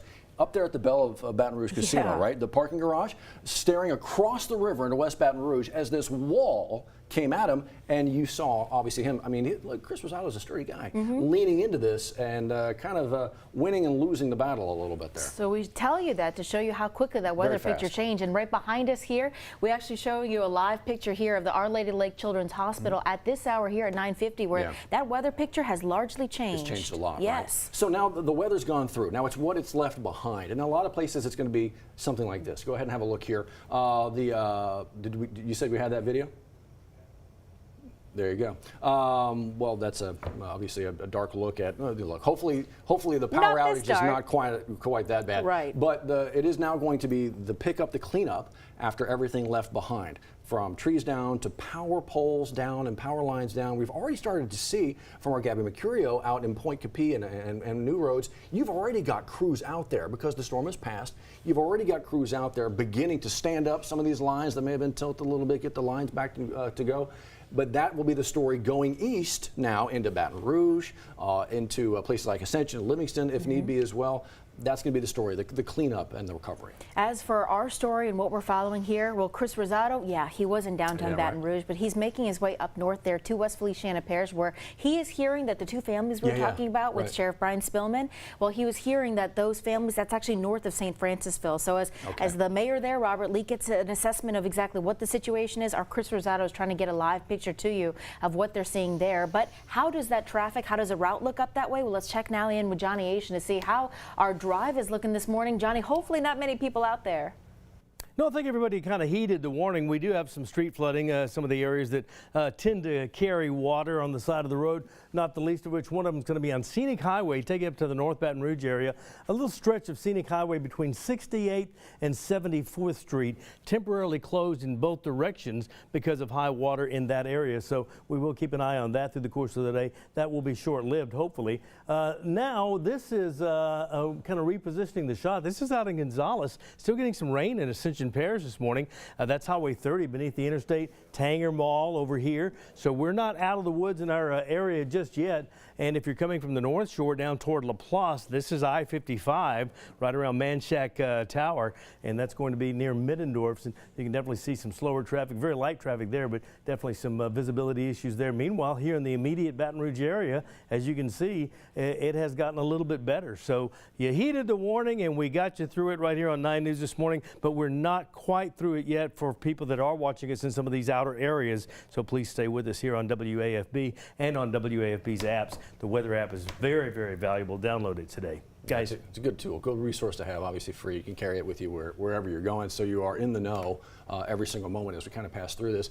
Again, to everybody's point, a lot of this has gotten beyond the Baton Rouge area, but now it is about kind of picking up what it left behind. That's it. We're seeing photos and videos here. I believe we have now that video for you here of power line down. I believe this is Mid-City Baton Rouge here. This is off of Oleander. It looks like it's a tree falling in somebody's yard. And Matt, this speaks to the point of some of those catastrophic winds that we're seeing from 80 to 90 miles per hour. This is the kind of damage it can do, especially when you talk about the drought season that we had, the condition of these trees. Thankfully, the other day I had some neighbors who knew that they had some dead branches right above where I park. They had removed some of those limbs in anticipation of what may come later on this summer. They were just being good neighbors, taking care of that early, and that's why you do an assessment of some of these tree branches so this doesn't happen. And crews, power crews, Entergy, Demco, around the state place, Clico as well. All the Entergy crews, they've done assessment after assessment over a lot of their power lines over the last number of years, because we've seen such damage, because South Louisiana is so canopied, one of the more canopied places in the entire country, and so there is that potential for damage from trees, and so they've got out there, they've made those assessments. These are private homes, right? And so we have to be able to do that ourselves. I was literally staring, man, I got some trash trees in my yard, some gum trees. I was literally taking pictures of it just yesterday, like, all right, how sturdy are we going to be? Look, they've survived everything to this point, but you never quite know, because of that drought, what kind of damage was done. But we are seeing those damage reports begin to roll in from Point Capee to East Feliciana to West Feliciana. We've talked with a number of folks out there already. It is now about figuring out what they're walking out into and not cleaning it up. And you can help continue to send in those damage reports. Remember, when you send us your pictures to 9reports.com and your videos, well, that also kind of gives the National Weather Service an inkling of just how severe the damage was. Those, in turn, those photos, that helps tell that story and helps their report as they assess this storm damage and how to best prepare, maybe moving forward, Matt, because again, we are well away from hurricane season, but tracking a system here that was pretty scary this morning as you wake up on a Wednesday here in April. Yeah, exactly right. And so this is, this is one of those situations where you hope for the best, prepare for the worst. It is truly one of those. And then you go to school on what you learned from WAFB, going to school on what we learned, to mayor's office and sheriff's office, to people out there just staying at home. Go to school on what you learned. To your point, we have hurricane season right around the corner. Our Chris Rosado has been making the rounds this morning. Started in Baton Rouge with that video we just saw, but you also said he was making his way up to New Roads just to make sure that the families in need. St. Francisville area, yes. Yeah. New Roads is, of course, our Gabby Mercurio up to St. Francisville on the road this morning. And we want to check in with now. Chris, do we have you here to get us a live picture of what we're... So yeah, that is, again, as you kind of move to and from, it takes a minute to get everything kind of wired up and powered up and good to go, which is why, speaking of powered up and wired up, the power outages all over the place. You're going to have those crews out there. It looks like, and I'm staring at the radar right now, and you just heard Steve talk about getting close to being able to sound the all clear for the immediate Baton Rouge area. We still have our friends out to the easternmost part of our viewing area in Hammond, Amite, Kentwood, across the state line there that we're keeping a deep focus on for you. But getting really close right now, according to radar and Steve and Jared, that we're about to sound the all clear. Now what that means is we get to get out there, not get in the way of crews trying to do the work, but we get to get out there and start cleaning up a little bit. Our First Alert weather team keeping our eyes on all of that for you, making sure you're in the know about the latest warnings. It's been a minute since I checked my phone here, but last I checked, we were under that flash flood warning in that part of the world. Tangi still kind of dealing with the brunt of that, as Matt mentioned here. If we can loop in a meteorologist, Jared, I would love to check in with you to see exactly maybe what you're seeing from the path of that storm that has tracked eastward, and maybe what you're tracking right now as we approach now the 10 o'clock hour. Yeah, Liz, it was really this bow echo, this area in red, which is still kind of very well defined here now in the easternmost part of our viewing area. In fact, even moving beyond the I-55 corridor. And we've been following that throughout the entire morning. That area in red is where we've seen anything between 60 to 75 mile per hour wind gusts. And now, again, that's in between Bogalusa down to Slidell, Covington, Hammond starting to clear out, Amite to Kentwood starting to clear out. The reason why I'm not totally all clear yet, although the good news is we're not seeing any new fresh warnings out there. Nothing on your radar currently is tornadic, so that's good. We're not seeing any rotation. What we do see, though, down to the southwest, so here's Baton Rouge. I know it gets lost in the shuffle because there's so much going on. Down to the southwest, Pierre Park down to Morgan City, New Iberia, that's the Highway 90 area, right? Convent over to LaPlace. Still have a lot of these reds on our screen. Now, looking at the current trajectory of these storms, most of these look like they're going to glide on by, missing Baton Rouge to the south. However, even at the end of this loop, you still see a couple of these reds popping in. So it looks like the tornado warning and the tornado threats are all waning and starting to move out, and we're about to sound off the all clear on the majority of the viewing area. But again, don't let your guard down just yet, because we still have a couple of strong thunderstorms down to the southwest. Again, these are not severe thunderstorm warned, so that's good news. Now, as I mentioned earlier, we had multiple areas of wind damage, not only power down, but trees down as well. You're going to see this on our LSR. That stands for Local Storm Report. And the Local Storm Report shows, if my computer can catch up with me, it'll take a second, but it'll be there. St. Landry, again, that's Lafayette's viewing area in between Church Point, Grand Coteau. And not only this, but in their little details here that you read, they even wrote down possible tornado there. So maybe the National Weather Service will have to send out some kind of a survey team over there. Usually they'll do that within a day or two of an area where there could be a suspected tornado. Now, moving along, Point Capee, it was really the three parishes, Point Capee,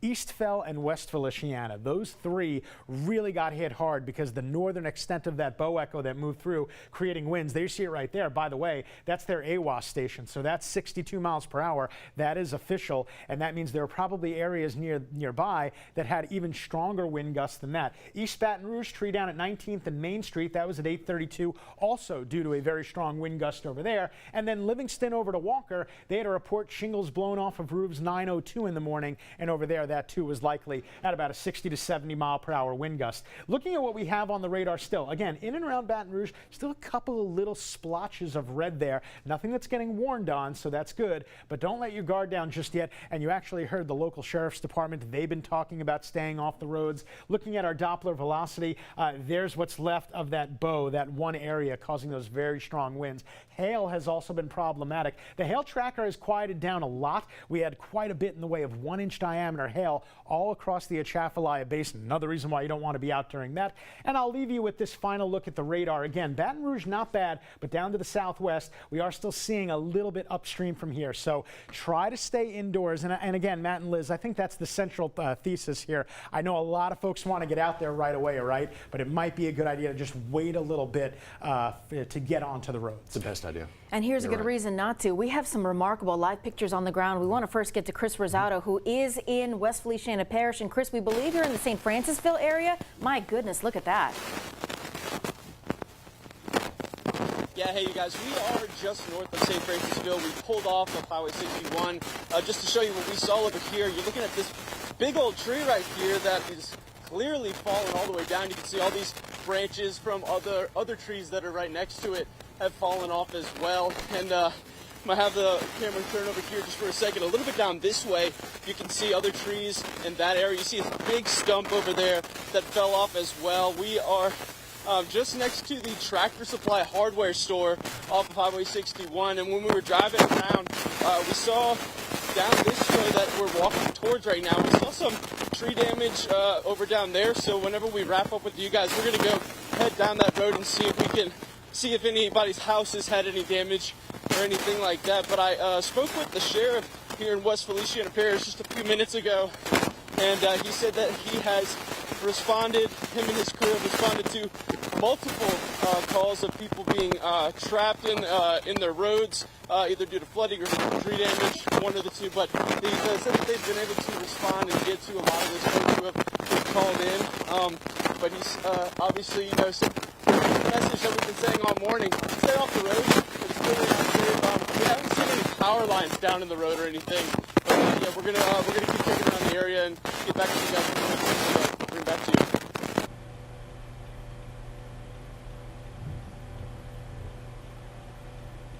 All right, hey Chris, well, we're out here just north of Morganza on LA1, actually in Ennis. This is one of the areas that Sheriff Thibodeau told us that there is a lot of trees down, and I'll take you outside right now. This is where we can see a lot of crews out here trying to help get some of these trees that are actually on the train tracks. Some DOTD crews are out here. They just walked out of the frame. We're trying to find them again. They had a big chainsaw in their hand. They're trying to work, there they are. They're trying to work on cutting some of these trees down, not only out of the roadway, but also to get off of the train tracks.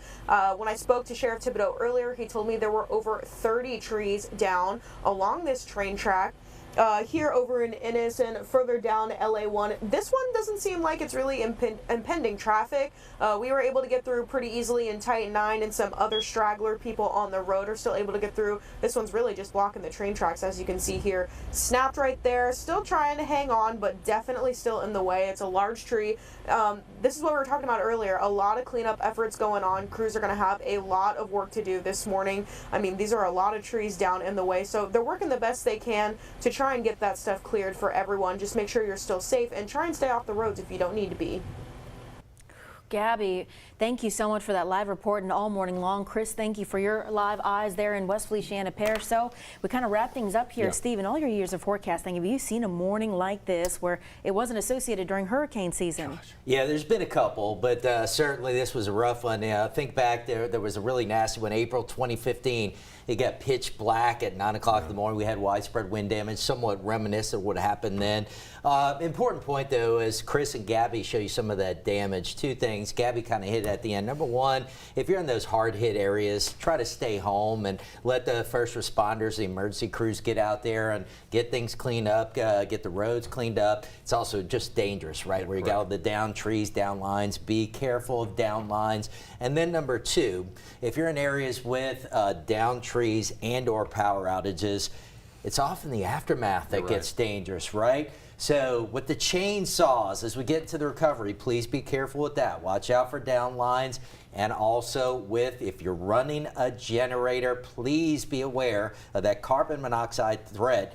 Don't run a generator if you don't have carbon monoxide detectors in your home. It's just not safe. But remember, if you do run the generators, you've got to have ventilation. You've got to get that a good 20, 25 feet from your home at minimum so that you're not getting those fumes. So be careful with that stuff. The severe weather threat is ending, but now you've got those threats that come with the aftermath. And so starting to clean up, right? Starting to clean up and starting to open up, right? From schools to offices.